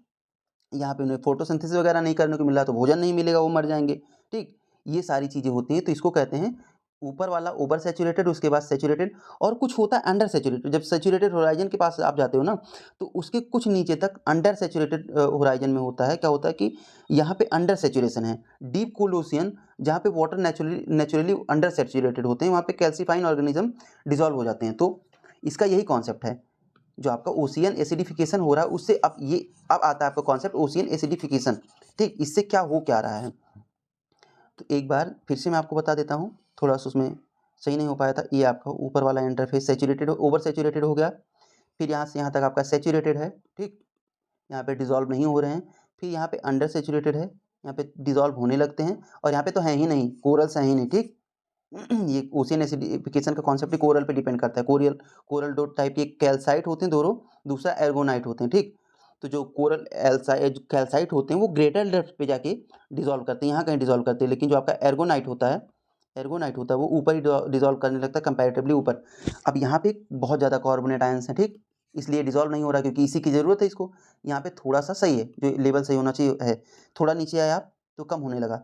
अब ये सैचुरेशन होराइजन आपका है ना, अब जब कार्बोनेट आयंस आपके कम हो रहे हैं, तो यहाँ तो कम होंगे नहीं, इधर ऊपर की तरफ बढ़ते जाएंगे ना, क्योंकि ओशियन एसिडिफिकेशन हो रहा है। तो फिर यहाँ पे आ गया आपका, यहाँ तक आप अंडर सैचुरेटेड में चले गए, आपका सैचुरेशन होराइजन यहाँ पे आ गया। सैचुरेशन होराइजन ऊपर बढ़ने का ये मतलब है कि कोरल ब्लीचिंग स्टार्ट हो चुकी है। कोरल आपका कार्बोनेट आयंस कम होते जा रहे हैं और कार्बन डाइऑक्साइड बढ़ता जा रहा है, ये सैचुरेशन होराइजन आपका ऊपर की तरफ बढ़ रहा है। तो जो ओवर सैचुरेटेड था हो सकता है एक टाइम पे आके सैचुरेटेड हो जाए, और जो आपका सैचुरेटेड था वो हो सकता है अंडर सैचुरेटेड हो जाए। ये होता है इसका कॉन्सेप्ट, ठीक। तो CO2 के बढ़ने से कभी आपको पूछा जाए कि क्या नेगेटिव इम्पैक्ट आता है उस पे ओशियन पे, तो भैया इसका सीधा आता है, ओशियन एसिडिफिकेशन से जो कोरल होती है उनकी ब्लीचिंग होने लगती है। क्यों? क्योंकि जो सैचुरेशन होराइजन होता है वो ऊपर की तरफ मूव करना स्टार्ट कर देता है, ठीक। इसी को कहते हैं कार्बोनेट कंपनसेशन डेप्थ। जितना यहाँ पे ये जो कार्बोनेट आयंस है ना, यहाँ जहाँ तक इनका काम चल रहा है, जहाँ तक ये कम नहीं, इनकी मतलब क्वांटिटी कम नहीं है, वहाँ तक हम कहते हैं उसको कार्बन कंपनसेशन डेप्थ। उसके ऊपर के पॉइंट्स को, ये पॉइंट जो सैचुरेशन होराइजन आपका आ जाता है ना, depth eight which all carbonate is dissolve, ठीक। अब यहाँ तक आपकी चीज़ें सही हैं सब कुछ, लेकिन इसके नीचे आपका वो डेप्थ जहाँ पे कार्बोनेट कंपनसेशन होता है, कंपनसेशन इन द सेंस कि सारे कार्बोनेट आपके उसके नीचे डिजॉल्व हो जाते हैं, वहाँ तक तो आपको कंपनसेशन मिल रही है कि हाँ चलो आपके कार्बोनेट आयंस बने रहेंगे, उसके नीचे डिजॉल्व हो जाते हैं। तो ये अलग अलग टाइप के कॉन्सेप्ट हैं, मैंने आपको बता दिया। इससे ज़्यादा मुझे नहीं लगता कि क्या ही सही से बताया जा सकता है। ना समझ आए एक बार और देख लेना, कि एक बार में तो खुद ही समझ नहीं आता यार, बहुत टाइम लगता है एक एक चीज़ों को। मैंने खुद से एनालाइज किया था अपने टाइम पे, जब भी मैंने किया था ये सारी चीज़ें, ठीक। अब बाकी उसके बाद आपका आता है क्योटो प्रोटोकॉल का, एक थोड़ा सा बता देता हूँ मैं आपको, ज़्यादा कुछ जरूरी है नहीं। क्योटो प्रोटोकॉल जब हुआ था 1997 में, उसमें 3 चीज़ें आई थी। एक आया था इमिशन रिडक्शन कमिटमेंट्स आपको देने थे, कितना आप इमिट करेंगे। दूसरा आपका आया था फ्लेक्सिबल मार्केट कॉन्सेप्ट आया था, फ्लेक्सिबल मार्केट कॉन्सेप्ट आया था। इसमें क्या होता है कि 3 टाइप की चीज़ें होती है। एक तो जॉइंट इम्प्लीमेंटेशन के थ्रू किसी भी कंट्री में आप क्या करें कि ऐसा प्रोजेक्ट लगाएं, एनेक्स मतलब डेवलप कंट्री किसी दूसरी डेवलप कंट्री में जा करके ऐसा प्रोजेक्ट लगाए जिससे कार्बन इमिशन कम हो, ठीक। और इसको 1 टन में ऐड किया जाता है, इसका काउंटिंग 1 टन में होती है, ठीक। तो एक फ्लेक्सिबल मार्केट है। दूसरा उन्होंने लिया है कि clean development mechanism, clean development mechanism. इसमें क्या होता है कि कोई डेवलप्ड कंट्री डेवलपिंग कंट्री में जा करके कोई ऐसा प्लांट्स लगाए, सोलर पावर प्लांट वगैरह, जहाँ पे जिससे कार्बन इमिशन कम हो, ठीक। तो उससे क्या होता है कार्बन ट्रेडिंग, उसको एक यूनिट मिलेगी कि आपने इतना यहाँ पे कार्बन सेव किया तो कार्बन की यूनिट मिल रही है आपको, उसको आप जाके इंटरनेशनल मार्केट में बेच सकते हैं। तीसरा आपका हो जाता है कार्बन ट्रेडिंग। इसी से 3 चीज़ें निकल के कार्बन ट्रेडिंग, जिससे इंडिया और चाइना ज़्यादा फायदा उठा रहे हैं। क्यों? क्योंकि पहले कार्बन इमिशन ज़्यादा करते थे, अब कार्बन इमिशन कम करना स्टार्ट कर दिया इन्होंने। तो उससे इनको एक टाइप का समझ लो आपकी रिसीप्ट मिल जाती है, उसको आप कहीं पे जा करके इंटरनेशनल मार्केट में बेच सकते हैं। कैसे बेचेंगे? सपोज करो आपको 1 बिलियन टन कार्बन इमिशन करना था। अब इंडिया ने क्या किया कि 900 मिलियन टन, हाँ 900 मिलियन टन किया। तो एक जो 100 मिलियन टन का आपको कार्बन ट्रेडिंग है, वो आपको बॉन्ड जैसा कुछ होगा जो मिल जाएगा आपको। उसको आप किसको बेचोगे? जिसको करना था 50 मिलियन टन का, वो कर दिया, उसने कर दिया है 150 मिलियन टन का, तो वो 100 वाला आप ले जा करके उसको बेच दोगे, या थोड़ा थोड़ा करके बेच दोगे। इससे बिलियंस ऑफ डॉलर इंडिया और चाइना कमा रहे हैं आज के टाइम पे। कारण क्या है कि इंडिया और चाइना का इमिशन बहुत ज़्यादा था, अब ये तो कम कर ले जाते हैं, ठीक। इनके ऊपर जो बाकी वेस्टर्न वर्ल्ड है वो प्रेशर डालता है, ये तो कम कर ले जाते हैं, लेकिन वेस्टर्न वर्ल्ड तो पहले ही कम कर चुका है। अब उनको जब कम करने की बारी आती है तो वो नहीं कर पाते हैं, ठीक। क्यों? क्योंकि उनको डेवलपमेंट चाहिए और बाकी तो उन्हें प्रेशर डालना है, ठीक। तो ये हो गया आपका। इसके बाद आपका, अच्छा एक बात मैं आपको और बता देता हूँ, ये मैंने नहीं किया है। यूएन एफ ट्रिपल सी के अलग अलग जो कॉप्स हुए हैं उन्हें पढ़ना मत, अंदर से जाके मत पढ़ना, लेकिन नाम देख लेना। एक मैंने आपको टालानुवा वाला बताया था, किससे रिलेटेड था, तो ऐसा बाली मीट वो इसी से यूएन एफ ट्रिपल सी से रिलेटेड है आपका। कैनकन मीट, फिर आपका दोहा जो समिट हुआ था पेरिस 2015, जिसको 2016 में इनेक्ट किया गया कि 1.5 डिग्री सेल्सियस से हम कोशिश करें कि 2050 तक नीचे ही रह जाए तो ज़्यादा बढ़िया है, ठीक। ये सारी चीज़ें, तो ये सब आप देख लेना। एक होता है टीब, ठीक। ये टीब का कॉन्सेप्ट कौन लेके आया था? तो 2007 में यूरोपियन यूनियन ले आया था। किसने बताया? और जर्मनी ने मिलकर, ठीक। टीब में कौन कौन शामिल है? यूरोपियन यूनियन और जर्मनी। दूसरी बात इसकी क्या है, इसको वसुदेव जो है पवन पवन सुखदेव जी हैं, ठीक। इनका ये कॉन्सेप्ट है, पवन सुखदेव जी का कॉन्सेप्ट है। किस लिए? कि जो बायोडाइवर्सिटी है ना, उसको इतना यूज करो कि जिससे पूरी दुनिया को उसका इकोनॉमिक बेनिफिट मिल सके। आज ही नहीं, ये सस्टेनेबल यूज करो, इसका सस्टेनेबल बेनिफिट के लिए यूज करो। मतलब इतना मत यूज करके खत्म कर दो कि आगे आने वाली जनरेशन को कोई फायदा ना मिले। तो ठीक, ये बायोडाइवर्सिटी एक्ट के अंदर इंडिया में 2002 के तहत इसको मैनेज किया जाता है, ठीक। अब इसके बाद आपका आता है, मैंने आपको बताया था हेलियोफाइटस, स्कायोफाइटस क्या क्या होते हैं इन्हें बता दूंगा। हेलियोफाइटस क्या होते हैं? सन लविंग प्लांट होते हैं, ऊपर की तरफ भगते चले जाते हैं, ठीक।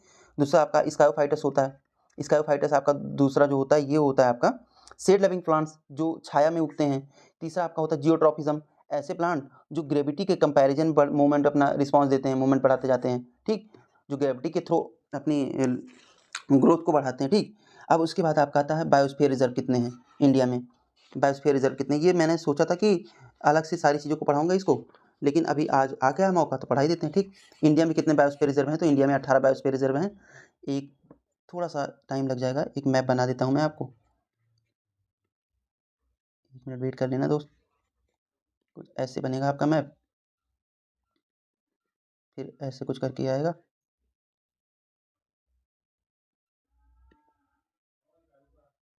ठीक। ऐसे कुछ करके आएगा, क्योंकि इतना स्पेस है नहीं कि हम बना दें और सारी चीज़ें। अब अलग अलग बायोस्फीयर रिजर्व कौन कौन से हैं आपके? एक आपका हिमाचल प्रदेश में आता है कोल्ड डेजर्ट, ठीक। कोल्ड डेजर्ट, ठीक। आपका हिमाचल प्रदेश में कोल्ड डेजर्ट आ गया। और दूसरा आपका नंदा देवी उत्तराखंड में, ठीक, यूके में। यूपी में आपका कोई नहीं है, आपका हो सकता है कोई हो, बायोस्फीयर रिजर्व नहीं है। कच्छ, ठीक, गुजरात में कच्छ हो गया आपका। ये अभी लेटेस्ट है जो, जिसको आप वर्ल्ड नेशनल बायोस्फीयर रिजर्व की कैटेगरी में डालते हो। 12 हैं आज के टाइम पे, WNBR में 12 हैं 18 में से, ठीक। लेटेस्ट कच्छ है आपका। एमपी में एक तो पन्ना, दूसरा आपका पंचमढ़ी, और एमपी छत्तीसगढ़ बॉर्डर पे आपका अचानकमार अमरकंटक, आपका आंध्र प्रदेश में शेषाचलम, दूसरा उड़ीसा में आपका सिमलीपल, सुंदरवन आपका वेस्ट बंगाल में, ठीक। आपका कंचनजंगा आ जाएगा सिक्किम में, नोकरेक आपका आता है मेघालय में, और दूसरा जो आपका आता है डिब्रू सैखोवा, ये आपका आसाम में आता है, ठीक, आसाम में आ जाएगा। अरुणाचल प्रदेश में आपका दिबांग दिहांग आ जाता है, ठीक, दिबांग दिहांग आ जाता है, ठीक। अब आपका एक नीलगिरी आता है केकेटी में, कर्नाटक, केरल, तमिलनाडु में नीलगिरी आता है आपका। नीचे आपको आ जाएगा गल्फ ऑफ मन्नार तमिलनाडु में, अगस्त्य मलाई आपका आ जाएगा केरला में, ठीक। कितने हो गए? 1 2 3 कंचनजंगा, ये 4 5 6 7 8 9 10 और 11 3 14 15 16, अब शायद गिनने में कुछ गलती हो गई है, सारे पूरे हो गए, ठीक। हाँ, एक और अब कराएगा ग्रेट निकोबार, तो आपके 17 मैंने आपको गिना दी, एक कहीं पे शायद नीलगिरी वाला छूट गया था, ठीक। 18 हैं आपके, ठीक। अब इनमें से कौन कौन सा इसमें आता है, तो 12 आपके आते हैं। कौन कौन सा नहीं आता है मैं आपको बता देता हूँ, उससे आपको आसानी से पता चल जाएगा कौन कौन सा नहीं आता है, ठीक। अब इसमें आपका नहीं आता है एक तो कच्छ, ठीक। 1 मिनट, थोड़ा सा दूसरा पेज ले लेते हैं। आपका कौन सा नहीं आता? सॉरी, कच्छ तो आ गया ना, कच्छ तो नया आपका बना है, वो तो आ गया WNBR में। अब आपका आ गया मानस, ठीक, नंदा देवी, ठीक, शेषाचलम, ठीक, कोल्ड डेजर्ट, दिबांग दिहांग, और शायद एक डिब्रू सैखोवा था ना, डिब्रू सैखोवा, ये नहीं है आपके, ठीक। ये आपके नहीं आते, कितने हो गए? 6। ये 6 आपके WNBR जो आया है उसमें नहीं आते इंटरनेशनल में। जैसे आप देखो, हमारे यहाँ रामसर साइट बहुत सी हो सकती हैं, लेकिन जो रामसर साइट लिस्ट में आता है, ठीक, यूनेस्को के, उसमें नहीं होती हैं, ठीक। तो ये सारी बातें होती हैं। अपने यहाँ किसी भी चीज़ को आप रामसर वेटलैंड मान सकते हो, लेकिन रामसर साइट्स में जो वेटलैंड आते हैं वो अलग होते हैं, वो थोड़ी काउंटिंग करते हैं, सबका नहीं होता ना। अब इसके बाद आपका और क्या रह जाता है, थोड़ा बहुत और बता देता हूँ जो रह जाता है, ठीक। एक छोटा सा कॉन्सेप्ट है जहाँ पे हम मार खा जाते हैं। एक इन्वायरमेंट क्या होता है, तो इन्वायरमेंट क्या होता है? इन्वायरमेंट होता है ग्रुप ऑफ इकोसिस्टम और area where all biotic and abiotic factor interact among themself. मतलब इकोसिस्टम जहाँ पे सारे बायोटिक एंड अबायोटिक कंपोनेंट्स मिलते हैं, बाकी सारी चीज़ें होती हैं, ठीक। अब जरूरी नहीं कि यहाँ पे लाइफ हो, ये मैं इसलिए पॉइंट्स आपको बता रहा हूँ, जरूरी नहीं कि लाइफ हो सकता है लाइफ हो भी, लाइफ ना भी हो, ठीक। इकोलॉजी, इन्वायरमेंट के बारे में, इकोसिस्टम के बारे में स्टडी करना इकोलॉजी होता है। इकोलॉजिकल कम्युनिटी क्या होती है? तो community of organism interact with one another with environment, जिसके बारे में आप स्टडी कर रहे हो इकोलॉजी में, वही कम्युनिटी होती है, ठीक। बायोस्फीयर क्या होता है? सबसे बड़ा कॉन्सेप्ट होता है। तो कुछ मैं आपको एक यूपीएससी ने ये भी पूछा हुआ है, और पीसीएस में भी चीज़ें पूछ लेती हैं कि आप ये बताओ कि कैसे ये सारी चीज़ें चलती हैं। आप देखो सबसे नीचे कौन सी होती है, तो मान लो मैं अकेला, ठीक। अब मेरे साथ में 10 लोग और मिल गए, तो एक पॉपुलेशन बन गई एक एरिया की, ये पॉपुलेशन है। अब उस पॉपुलेशन के से कम्युनिटी बनती है ना, उस कम्युनिटी से क्या होता है, एक इकोसिस्टम बनता है। मतलब मैं, फिर मेरे साथ कुछ लोग इकट्ठा हुए तो एक पॉपुलेशन बनी, उस पॉपुलेशन से एक स्टेट बना जिसको हम कम्युनिटी कहते हैं, उस स्टेट में एक इकोसिस्टम बनता है, और जब ऐसे नंबर ऑफ इकोसिस्टम्स बनते हैं तो एक बायोस्फीयर रिजर्व यानी एक देश बनता है। ये आपका होता है एक लेवल की कैसे कैसे चीज़ें बनती हैं। सबसे छोटा इंडिविजुअल, फिर उसके बाद पॉपुलेशन, फिर उसके बाद कम्युनिटी, फिर उसके बाद इकोसिस्टम, फिर उसके ऊपर बायोस्फीयर, ठीक। ये बातें, ये यूपीएससी पूछा हुआ है, तो इसलिए मैंने आपको बता दिया। वही बताऊंगा जो यूपीएससी पूछता है, बाकी सारी चीज़ें बताता नहीं हूँ। नीच मैंने आपको पहले बता दिया था कि क्या होता है हैबिटाट, बाकी सारी चीज़ें उनकी होती हैं। हाँ, कुछ एक दो रह गया है, ठीक, एक दो जो रह गया है देखते हैं। बायोडाइवर्सिटी का रिचनेस क्या होता है और इवेंटनेस मैंने आपको बोला था, तो वो भी बता देता हूँ। थोड़ा सा वीडियो बड़ा बना, लेकिन कंप्लीट करना हमारा काम है, तो कंप्लीट करके ही रहेंगे, ठीक। अब देखते हैं बायोडाइवर्सिटी में, सॉरी, बायोडाइवर्सिटी में एक होती है आपकी रिचनेस और दूसरी होती है इवेंटनेस। अब रिचनेस में क्या होता है, 3 टाइप की होती है। अल्फ़ा मतलब नंबर, एक ही स्पीसीज के कितने नंबर हैं, ठीक। अल्फ़ा में नंबर ऑफ स्पीसीज कितनी है, ठीक। With in a particular area, कोई एक छोटा सा एरिया है उसमें नंबर ऑफ स्पीसीज कितनी है। बीटा में क्या होता है कि जो इकोसिस्टम है जिसमें कई सारे एरिया आते हैं, ठीक, इकोसिस्टम है, उसमें नंबर ऑफ स्पीसीज कितनी है, ठीक। बिटवीन इकोसिस्टम्स नंबर ऑफ, देखो एक पार्टिकुलर एरिया में कितनी स्पीसीज हैं, ठीक, और जो नंबर ऑफ इकोसिस्टम, दो इकोसिस्टम के बीच में कितनी नंबर ऑफ स्पीसीज हैं, ठीक। और तीसरा आता है गामा, सॉरी, तीसरा आता है आपका गामा, कि different ecosystem of an area, total कोई एक बड़ा सा एरिया, उसके जो अलग अलग इकोसिस्टम है, ना कि दो के बीच में, among the ecosystems number of species कितनी है, ठीक। तो इससे क्या पता चलता है कि एक छोटे से एरिया में नंबर ऑफ स्पीसीज कितनी है। अब स्पीसीज की का ये मतलब नहीं होता लायंस की सब स्पीसीज होती है, ठीक। अब 20 लायन है तो आप 20 स्पीसीज नहीं कह सकते हो। लायन हो गई, वहाँ पे पीकॉक रह रहा है, आपका टाइगर रह रहा है, लेपर्ड रह रहा है, तो ये नंबर ऑफ स्पीसीज होती है एक पार्टिकुलर एरिया में, ठीक। फिर उसके बाद एक इकोसिस्टम आता है, तो दो इकोसिस्टम के बीच में नंबर ऑफ स्पीसीज क्या होती हैं। फिर मल्टीपल इकोसिस्टम के बीच में नंबर ऑफ स्पीसीज क्या होती है, इन्हें गामा गामा कहते हैं, ठीक। और इसके बाद जो रिचनेस के बाद का कॉन्सेप्ट आता है इवननेस का, ठीक। इवननेस में क्या होता है, सॉरी नया पेज ले लिया होता तो ज़्यादा सही था मुझे लगता है। इवननेस में आपका होता है, इवननेस में आपका होता है कि अगर लो इवननेस है, ठीक, किसी भी इकोसिस्टम की लो इवननेस है, तो उसमें क्या होता है कि कुछ ही स्पीसीज हैं जो डोमिनेट कर रही हैं, फ्यू डोमिनेट करती हैं, ठीक। और अगर हाई है तो मतलब नंबर ऑफ स्पीसीज हैं जो डोमिनेट कर रही हैं, हाई है तो मतलब ज़्यादा स्पीसीज हैं जो डोमिनेट कर रही हैं, ठीक। नंबर ऑफ स्पीसीज ज़्यादा हैं जो डोमिनेट कर रही हैं। अब इसके बाद आपका आता है एक टॉपिक है आपके में, पता नहीं समझ नहीं आ रहा बताऊं कि ना बताऊं, बायोमेथिनेशन आपने पता नहीं पढ़ा है कि नहीं पढ़ा है। बायोमेथिनेशन क्या होता है देख लेता हूं। बायोमेथिनेशन बायोमेथिनेशन आप सोच रहे हो कि क्यों पढ़ा रहा हूं मैं इसको, ठीक। आपने आप में बहुत सारा उसमें आएगा, बायोरेमेडिएशन, बायोमेथिनेशन, बायोडिग्रेडेबल, फिर बायोलॉजिकल साइकिल्स, आप कंफ्यूज हो जाते हो, इसलिए मैं एक एक करके बता दे रहा हूँ सारा। क्या होता है कि एनएरोबिक डाइजेशन होता है। एनएरोबिक डाइजेशन का क्या मतलब हुआ, एनएरोबिक डाइजेशन का सिंपल सा ये मतलब होता है कि कोई ऐसा बैक्टीरिया, साइंटिफिक प्रोसेस जहाँ पे एनएरोबिक माइक्रो ऑर्गेनिज्म जिन्हें ऑक्सीजन की ज़रूरत नहीं है, anaerobic micro organism, anaerobic micro organism anaerobic condition में जहाँ पे ऑक्सीजन नहीं है, जिन्हें ऑक्सीजन चाहिए भी नहीं, वहाँ पे ऑक्सीजन है भी नहीं, ठीक। उस कंडीशन में बायोडिग्रेडेबल जो मैटर्स हैं उन्हें वो डिग्रेड करते हैं, डिकम्पोज करते हैं, ठीक, डिकम्पोज करते हैं, ठीक। इसको कहते हैं बायोमेथेनेशन। जहाँ पे एनएरोबिक कंडीशन हो उसमें एनएरोबिक माइक्रो ऑर्गेनिज्म जिन्हें ऑक्सीजन की ज़रूरत ही ना हो, जहाँ पे ऑक्सीजन ना हो वहाँ उस एरिया में ऐसे माइक्रो ऑर्गेनिज्म जिन्हें ऑक्सीजन की ज़रूरत ना हो, वो जब किसी बायोडिग्रेडेबल पोल्यूटेंट्स को डिकम्पोज करते हैं, इस प्रोसेस को बायोमेथेनेशन कहते हैं, ठीक। अब इसका क्या तीन टाइप से, मतलब इसके तीन इससे स्टेज होते हैं। सबसे पहले हाइड्रोलिसिस करते हैं, ठीक, हाइड्रोलिसिस करते हैं जिसमें वाटर का यूज होता है। फिर वो एसिडोजेनेसिस करते हैं, अब इसके बारे में ज़्यादा जानने की ज़रूरत नहीं, बस मैं आपको स्टेज बता दे रहा हूँ। फाइनली तब वो मेथेनोजेनेसिस करते हैं, ठीक, मेथेनोजेनेसिस करते हैं, ठीक। ये तीन टाइप की इसकी स्टेज होते हैं, कभी पूछ ले तो इसलिए बता दिया मैंने। अब दूसरा आपका आता है बायोरेमेडिएशन। तो बायोरेमेडिएशन क्या होता है, बायोमेथेनेशन आपने पढ़ लिया ना। अब बायोरेमेडिएशन का कॉन्सेप्ट अलग अलग होता है। बायो रेमेडिएशन, ठीक, बायोरेमेडिएशन में शंकराइस में बहुत सारा दे रखा है, आपको देख लेना चाहिए कभी कभार, बाकी तो मैं बता ही रहा हूँ। इसमें क्या होता है कि जब माइक्रो ऑर्गेनिज्म या बैक्टीरिया का यूज करके आप किसी भी पोल्यूटेंट्स किसी बायोडिग्रेडेबल पोल्यूटेंट्स को आप डिकम्पोज या डिग्रेड करते हो ना, तो उसको कहते हैं बायोरेमेडिएशन। बायोमेथिनेशन में भी यही था, लेकिन कंडीशन कौन सी है, वहाँ पे ऑक्सीजन नहीं मिलेगी उन्हें, और इसमें आपको ऑक्सीजन देना होगा, ठीक। जब ऑक्सीजन नहीं देना है तो बायोमेथिनेशन, जब आपको ऑक्सीजन देना है तो बायोरेमेडिएशन, ठीक। अब ये कैसे कैसे होता है, एक होता है इन सीटू, वहीं पे हो जाए, दूसरा होता है एक्स सीटू। कंजर्वेशन भी तो दो टाइप का होता है, ex situ, in situ.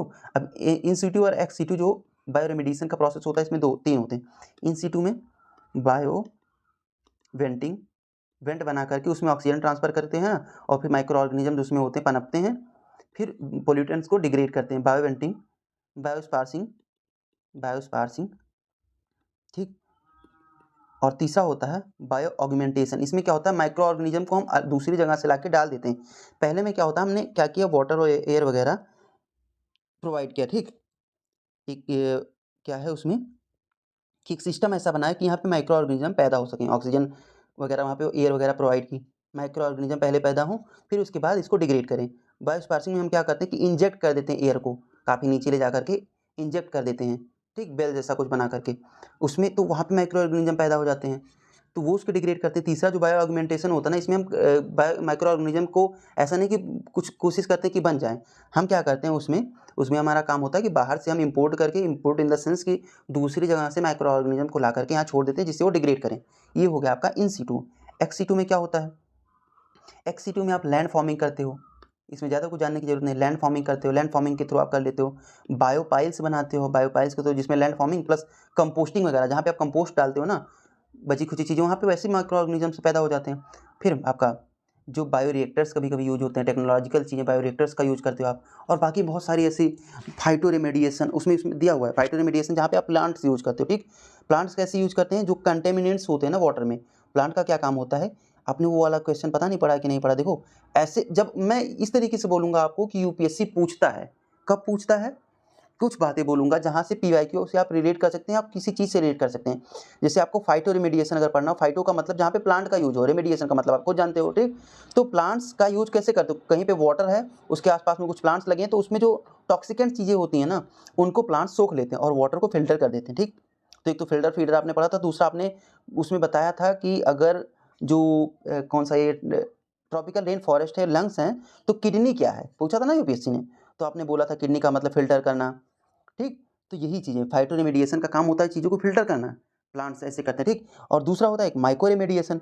Micro remediation में क्या होता है कि फंजाई का यूज करते हो आप। ठीक, फंजाई को ले आते हो, डाल देते हो, और माइक्रो रेमेडिएशन के थ्रू उस एरिया को डिग्रेड, जो भी पोल्यूटेंट्स होता है उसको डिग्रेड कर देते हैं। बेसिकली जो बायोडिग्रेडेबल होगा उसी को डिग्रेड करते हैं। ठीक, बाकी और कई हैं उसमें, लेकिन फाइटो से रिलेटेड ही है वो। ठीक, तो फाइटो का मतलब वहाँ पे ये होता है कि जिसको आप, जहाँ पे आप प्लांट्स का यूज करते हो। ठीक, इसके बाद तो मुझे और कुछ दिख नहीं रहा है।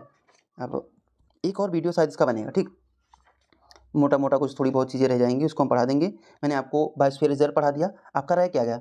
हाँ, ग्रीन कार्बन ब्लू कार्बन तो आपको उस दिन ही मैंने बता दिया, उसमें बताने की जरूरत है नहीं। ठीक, सी ग्रास और सी वीड्स क्या होते हैं ये बता देता हूँ। ठीक, आप सोच रहे हो कि ये सब क्या ही बता रहा हूँ, भैया पीवाईक्यू देखो, पीवाईक्यू देखोगे आप तो आपको पता आएगा कि मैं क्या बता रहा हूँ। ठीक, और नहीं तो कोई अगर करना चाहता है चैलेंज कर सकते हो। ठीक है, अच्छी बात है। आपको लगता है कि गलत पढ़ा दिया। सी ग्रासेज जो होती है ना, ऐसी जो घास जो समंदर में होती है, ये वेस्कुलर प्लांट्स होते हैं। ठीक, इनमें क्या होता है, रूट्स होते हैं, स्टेम होती हैं और लीव्स होती हैं। ठीक, लीव्स होती हैं। ठीक, ये एक टाइप की ग्रास नहीं है, लेकिन अब सी ग्रास तो आपने बोल दिया, अब उसमें ऑप्शन में आ जाए कि it is not kind of grass, तो आप पहले ही कहोगे इस पर तो ग्रास लिखा है भैया, नहीं, इसमें ये वॉस्कुलर प्लांट्स है। ठीक, ये इक्वेटिक जो फ्लावरिंग प्लांट्स होते हैं ना, ये वो हैं, ये ग्रास नहीं, घास नहीं है समंदर की। फिर इसके साथ इसको इनका काम होता है इकोसिस्टम की इंजीनियरिंग करना उस एरिया में।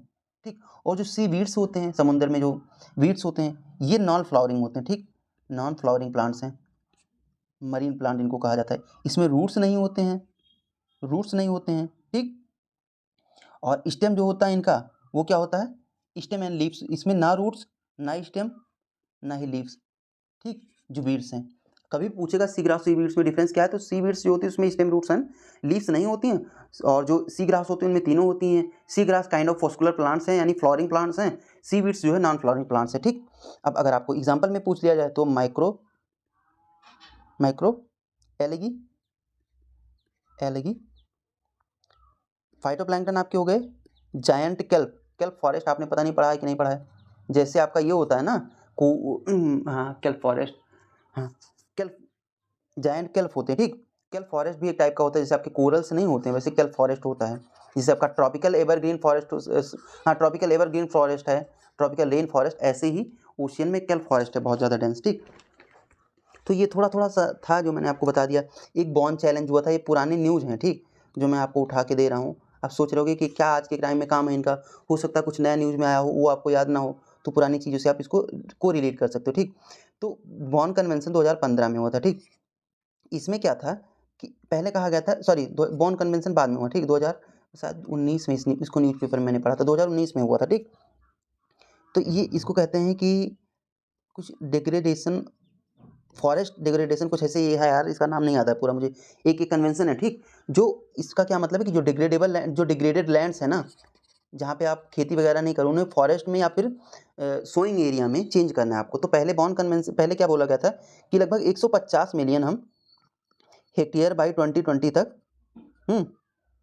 हम बाई 2020 तक ये जो डिग्रेडेड लैंड्स है ना उन्हें रीस्टोर करेंगे। लेकिन बाद में इसको रखा गया बॉन कन्वेंशन में, उसमें बोला गया कि 2030 तक हम 350 मिलियन हेक्टेयर कर देंगे इसको। ठीक, पूरी दुनिया ने बोला था। इंडिया ने पहले बोला था कि 21 मिलियन हेक्टेयर हम करेंगे, बाद में इंडिया ने बोला 26 मिलियन हेक्टेयर हम करेंगे। ठीक, तो ये आपका रहेगा। अब हाँ, ये जो कंजर्वेशंस होते हैं, in situ ex situ conservation of ये आप फ्लोरा फाउना किसी भी चीज़ का मान लो। तो इन सीटों में कौन कौन सा आता है? आप सोच रहे होगे क्यों पढ़ा रहा हूँ, रट लो, काम आएगा। नेशनल पार्क, वहाँ पे जब एक भी दिक्कत होती है ना, बहुत लोग पढ़ के गए थे कि उसका जिनको बहुत अच्छे से मैप आता था उन्हें लगा हम वहाँ पे पता कर ले जाएंगे कि वो यूक्रेन का बॉर्डर कौन कौन सा है, और जिसने रट लिया था उसका आसानी से आंसर हो गया। सेंचुरीज में, नेशनल पार्क में, बायोस्फीयर रिजर्व होते हैं इन सीटू कंजर्वेशन, जहाँ पे आपको कहीं ले जाने की जरूरत नहीं होती, वहीं पे आप कर देते हो उनको, मतलब कंजर्वेशन उनका वहीं पे हो जाता है। फॉरेस्ट रिजर्व हो जाता है आपका, ठीक। रिजर्व फॉरेस्ट जो होते हैं, reserve forest, community forest, protected areas, ठीक। वाइल्ड लाइफ सेंचुरी, ये सब आपकी कम्युनिटी फॉरेस्ट, ये सब आता है। एक्स C2 में क्या आता है, जो जहाँ से आपको हटाना पड़े दूसरी जगह ले जा करके, जूलॉजिकल पार्क, बोटैनिकल गार्डन, ठीक। सीड बैंक, सीड बैंक आपका, रिक्रिएशनल गार्डन जो होते हैं, रिक्रिएशनल गार्डन्स, ठीक। Wild life safari, wild life safari और वाइल्ड लाइफ सेंचुरी को आप कंफ्यूज मत करना। सफारी आपका इन C2 में, सॉरी एक्स C2 में आता है, और वाइल्ड लाइफ सेंचुरी इन C2 में आता है, ठीक। तो ये चीज़ें होती हैं। अब एक दो पॉइंट और रह गए। अगर फंजाई की ये पूछ ले कि डाइवर्सिटी मोस्ट डाइवर्स इंडिया में कौन सा एरिया है, ठीक, फ्लोरा के पर्सपेक्टिव, हाँ फ्लोरा के पर्सपेक्टिव से, ठीक। तो सबसे ज़्यादा वेस्टर्न घाट, फिर ईस्टर्न हिमालय आपका आएगा, फिर आपका वेस्टर्न हिमालय आता है, याद कर लेना भैया, डाइवर्सिटी यहाँ की ज़्यादा है, ठीक। और उसके बाद थोड़ा सा 2-3 पॉइंट और रह गया है कि लाइकेन के बारे में अगर बताएं तो लाइकेन जो वेटलैंड में होता है, ठीक, लेकिन वेटलैंड में तो ज़्यादा होता है लाइकेन, लेकिन रिवर में, क्योंकि रिवर जो फ्लोइंग वाटर है तो उसमें नहीं होता, ठीक, बहुत रेयरली देखने को मिलेगा। और ग्राउंड वाटर में तो कतई होता ही नहीं, ग्राउंड वाटर में आपको मिलेगा ही नहीं, वेटलैंड में मोस्टली, रिवर में रेयरली, ग्राउंड वाटर में कतई नहीं, ठीक। बाकी 1-2 पॉइंट्स और रह गए हैं, जैसे देखो मैं कुछ एक कंक्लूजन टाइप का बना के लाया हूँ, समरी जैसी, मुझे लगा एक बार आपको देख लेना चाहिए। पैरासाइट क्या होते हैं, जो दूसरों से अपना, एक होता है पैरासाइट, दूसरा होता है एपिफाइट, ठीक। पैरासाइट जो होते हैं जिस पे रहते हैं उन्हीं से न्यूट्रिएंट्स अपने डेराइव करते हैं, ठीक। डेराइव न्यूट्रिएंट्स पार्ट और फुल्ली फ्रॉम होस्ट प्लांट। किसी, आप देखो पीपल वगैरह का वृक्ष आपने देखा, उस पर अलग अलग टाइप के प्लांट निकल आते हैं, वो एक तो होस्ट प्लांट से उसी पे हैं भी, और उसी से अपने चीज़ें डेराइव भी कर रहे हैं, ठीक। लेकिन एपिफाइटस क्या होते हैं, वो होते तो होस्ट प्लांट पे हैं, ज़मीन पे नहीं, किसी प्लांट पे उगते हैं वो, लेकिन जो अपना फूड है ना खुद बनाते हैं, ये नहीं कि दूसरे से डेराइव करें। तो ये सारी बातें आपको याद होनी चाहिए। बाकी और तो कुछ लग नहीं रहा मुझे, थोड़ा बहुत और एक आध बता देता हूँ जो आपके शंकर IAS में नहीं दिया हुआ है। तो एक होता है नेशनल टाइगर कंजर्वेशन अथॉरिटी, दूसरा होता है national board for wild life, तीसरा होता है नेशनल पार्क, चौथा होता है वाइल्ड लाइफ सेंचुरी, ठीक, 1972 एक्ट। फिर होता है आपका एक, ये सारी चीज़ें क्या क्या होती हैं तो देखो ये सब जो है ना, ये, और आपका एक आता है WCCB जो वाइल्ड लाइफ क्राइम होता है उसके अगेंस्ट में, ये सब आपके wild life sanctuary, wild life protection act 1972 के अंदर बनी, याद कर लो, इसलिए कंपाइल करके मैंने आपको दे दिया। National tiger conservation authority, national board for wild life, national park, wild life sanctuaries, और ये आपका WCCB, ये सब आपका वाइल्ड लाइफ प्रोटेक्शन एक्ट 1972 के अंदर बना है, ठीक। इसके आगे आपका बाद में कॉन्सेप्ट आया कम्युनिटी रिजर्व एंड कौन सा, community reserve and conservation reserve. इसके लिए आपके WPA को अमेंड करके 2003 में नया लाया गया, ठीक। तो ये भी आपका WPA में ही आता है, लेकिन 2003 में आता है, ठीक। एक फिर आपका और नाम आ जाता है एनिमल वेलफेयर बोर्ड, सॉरी कैसे लिखा जाएगा, animal welfare board of India. ये PCA का एक्ट है, ठीक, PCA एक्ट 1960 के अंदर आता है, ठीक। PCA एक्ट 1960 के अंदर में ये सारी चीज़ें आती हैं, ठीक। ये आपका रहा जो भी समझ मुझे आ रहा था, ठीक। अब इन्हें कौन चेयर करता है तो भाई ये आप national board for wild life छोड़ दो, अगर ये प्रधानमंत्री करते हैं, बाकी सब कुछ आपका जो चेयर करेंगे वो फॉरेस्ट मिनिस्टर करते हैं, ठीक। ये बातें होती हैं। बाकी वर्ल्ड हेरिटेज साइट की थोड़ी सी बात रह गई है, तो वर्ल्ड हेरिटेज साइट्स के बारे में बता देता हूँ मैं आपको। यूनेस्को की ये साइट्स होती हैं, यूनेस्को के अंदर में वर्ल्ड हेरिटेज साइट्स 1972 से लाया जा रहा है। 1975 में इसको इन्फोर्स किया गया था। अब इंडिया की जो सबसे पहली लिस्ट आई थी वो 1978 में आई थी, पहली लिस्ट 1978 में आई थी। सबसे पहले अमीनपुर लेक को डाला गया था, अमीनपुर लेक किसमें, जो इंडिया की जो बायोडाइवर्सिटी एक्ट है 2002 उसमें हमने अमीनपुर लेक को डाला था, ना कि ये वर्ल्ड हेरिटेज साइट वाली लिस्ट में, ठीक। तो ये आपका, और एक वीडियो किसी जो दूसरा वीडियो लाऊंगा उसमें इन्वायरमेंट में आपको कुछ टॉपिक्स पढ़ा दूंगा कि यूनेस्को में जैसे UPSC पूछ लेता है, आपको ढोलावीरा एक बार आया था, ढोलावीरा यूनेस्को की वर्ल्ड हेरिटेज साइट में आई थी। आपको कांवर लेक एक बार आया था, वो भी वर्ल्ड हेरिटेज शायद रामसर वेटलैंड वाले में आया था। तो ये सब जो भी नए बने होंगे मैं आपको सारा क्लियर करवा दूँगा, ठीक। बाकी साइट्स 1975 में बना था। जल्दी-जल्दी मैं आपको रिपीट कर देता हूँ एक-एक चीज़। जो आपका एक साइट्स है, जो साइट्स, ठीक, 1975 में बना था। कौन एडमिनिस्टर करता है? तो यूएनईपी करता है। वाइल्ड लाइफ प्रोटेक्शन के लिए बना, ठीक। ट्रैफिक अब यूपीएससी में टाइगर से रिलेटेड है, इस पे भी आया था। ये कौन करता है? डब्ल्यूडब्ल्यूएफ का काम है एंड आईयूसीएन करता है। वाइल्ड लाइफ की जो ट्रैफिकिंग होती है उसको मॉनिटर करने का काम करते हैं, ठीक। ये लोग कब बना था? ये 1976 में। इसमें इन सब में क्यों लड़ने की ज़रूरत है? ज़्यादा कुछ बताने की ज़रूरत है नहीं। तीसरा आपका कौन सा आ जाता है? Born convention. ये तो शायद माइग्रेटरी स्पीसीज़ के लिए बना था, जो बर्ड्स होती हैं उनके लिए बना था, ठीक। कौन करता है? यूएनईपी करता है। ये केवल ओनली कन्वेंशन है, ठीक। माइग्रेटरी स्पीसीज, अब सोच रहे होगे माइग्रेटरी स्पीसीज क्या होती हैं? तो इतनी सारी स्पीसीज भैया पिछली वीडियो मैंने पढ़ाई, इसमें कई हैं जो साइबेरियन स्पीसीज होती हैं, जो यहाँ पे भाग के आती हैं, कुछ यहाँ से होती है जो वहाँ पे जाती हैं। ये मौसम के हिसाब से होती है, ठीक। बस अब इसके बाद और वीडियो और कुछ मुझे इसमें अब इंपॉर्टेंट लग नहीं रहा है। एक वीडियो और बना के ले आऊँगा जो स्पीसीज है, और बाकी कुछ थोड़ा बहुत बचा है उसको कंप्लीट करवा दूंगा, आपकी चीज़ें कंप्लीट हो जाएंगी। अच्छा, एक चीज़ और रह गई थी, मुझे नहीं लगा, आप कमेंट बॉक्स में डाल देना कि मुझे बताना चाहिए कि नहीं बताना चाहिए, तो मैं आपको देखूंगा उसमें अगले वीडियो में कवर करने की। उसमें क्या है मैं आपको बता देता हूँ। जैसे क्या होता है कि आपका हो गया कार्बन, है लाइक कार्बन हो गया, नाइट्रोजन, इनके सबसे, जैसे कार्बन मोनोऑक्साइड, इससे क्या होता है? कार्बन डाइऑक्साइड, इससे क्या होता है? सीएफसी के एमिशन से क्या होता है? सोर्स क्या है इसका? लेड से क्या होता है? तो जल्दी जल्दी मैं एक बार सोच रहा था कि बता दूं, अगर आप कमेंट डालोगे तो मैं देखता हूँ अगले वीडियो में। एक ही वीडियो और आएगा आपका, ठीक। उसमें 1 आध घंटे का रहेगा, सब कुछ कवर हो जाएगा। चलिए, और थोड़ा सा और आपको बता देता हूँ चैनल का नाम वगैरह भैया, क्योंकि आप लोग जितना जल्दी हो सके वीडियो को देख लो। चैनल का नाम यूपीएससी अनस्क्रिप्टेड, और दूसरा यही आपका टेलीग्राम चैनल का भी नाम है, मैं आपको लिंक बॉक्स में प्रोवाइड करा दूंगा, डिस्क्रिप्शन बॉक्स में, ठीक। बाकी एक और बात आपसे करनी थी कि ऑपरेशन सिंदूर हुआ है, ठीक।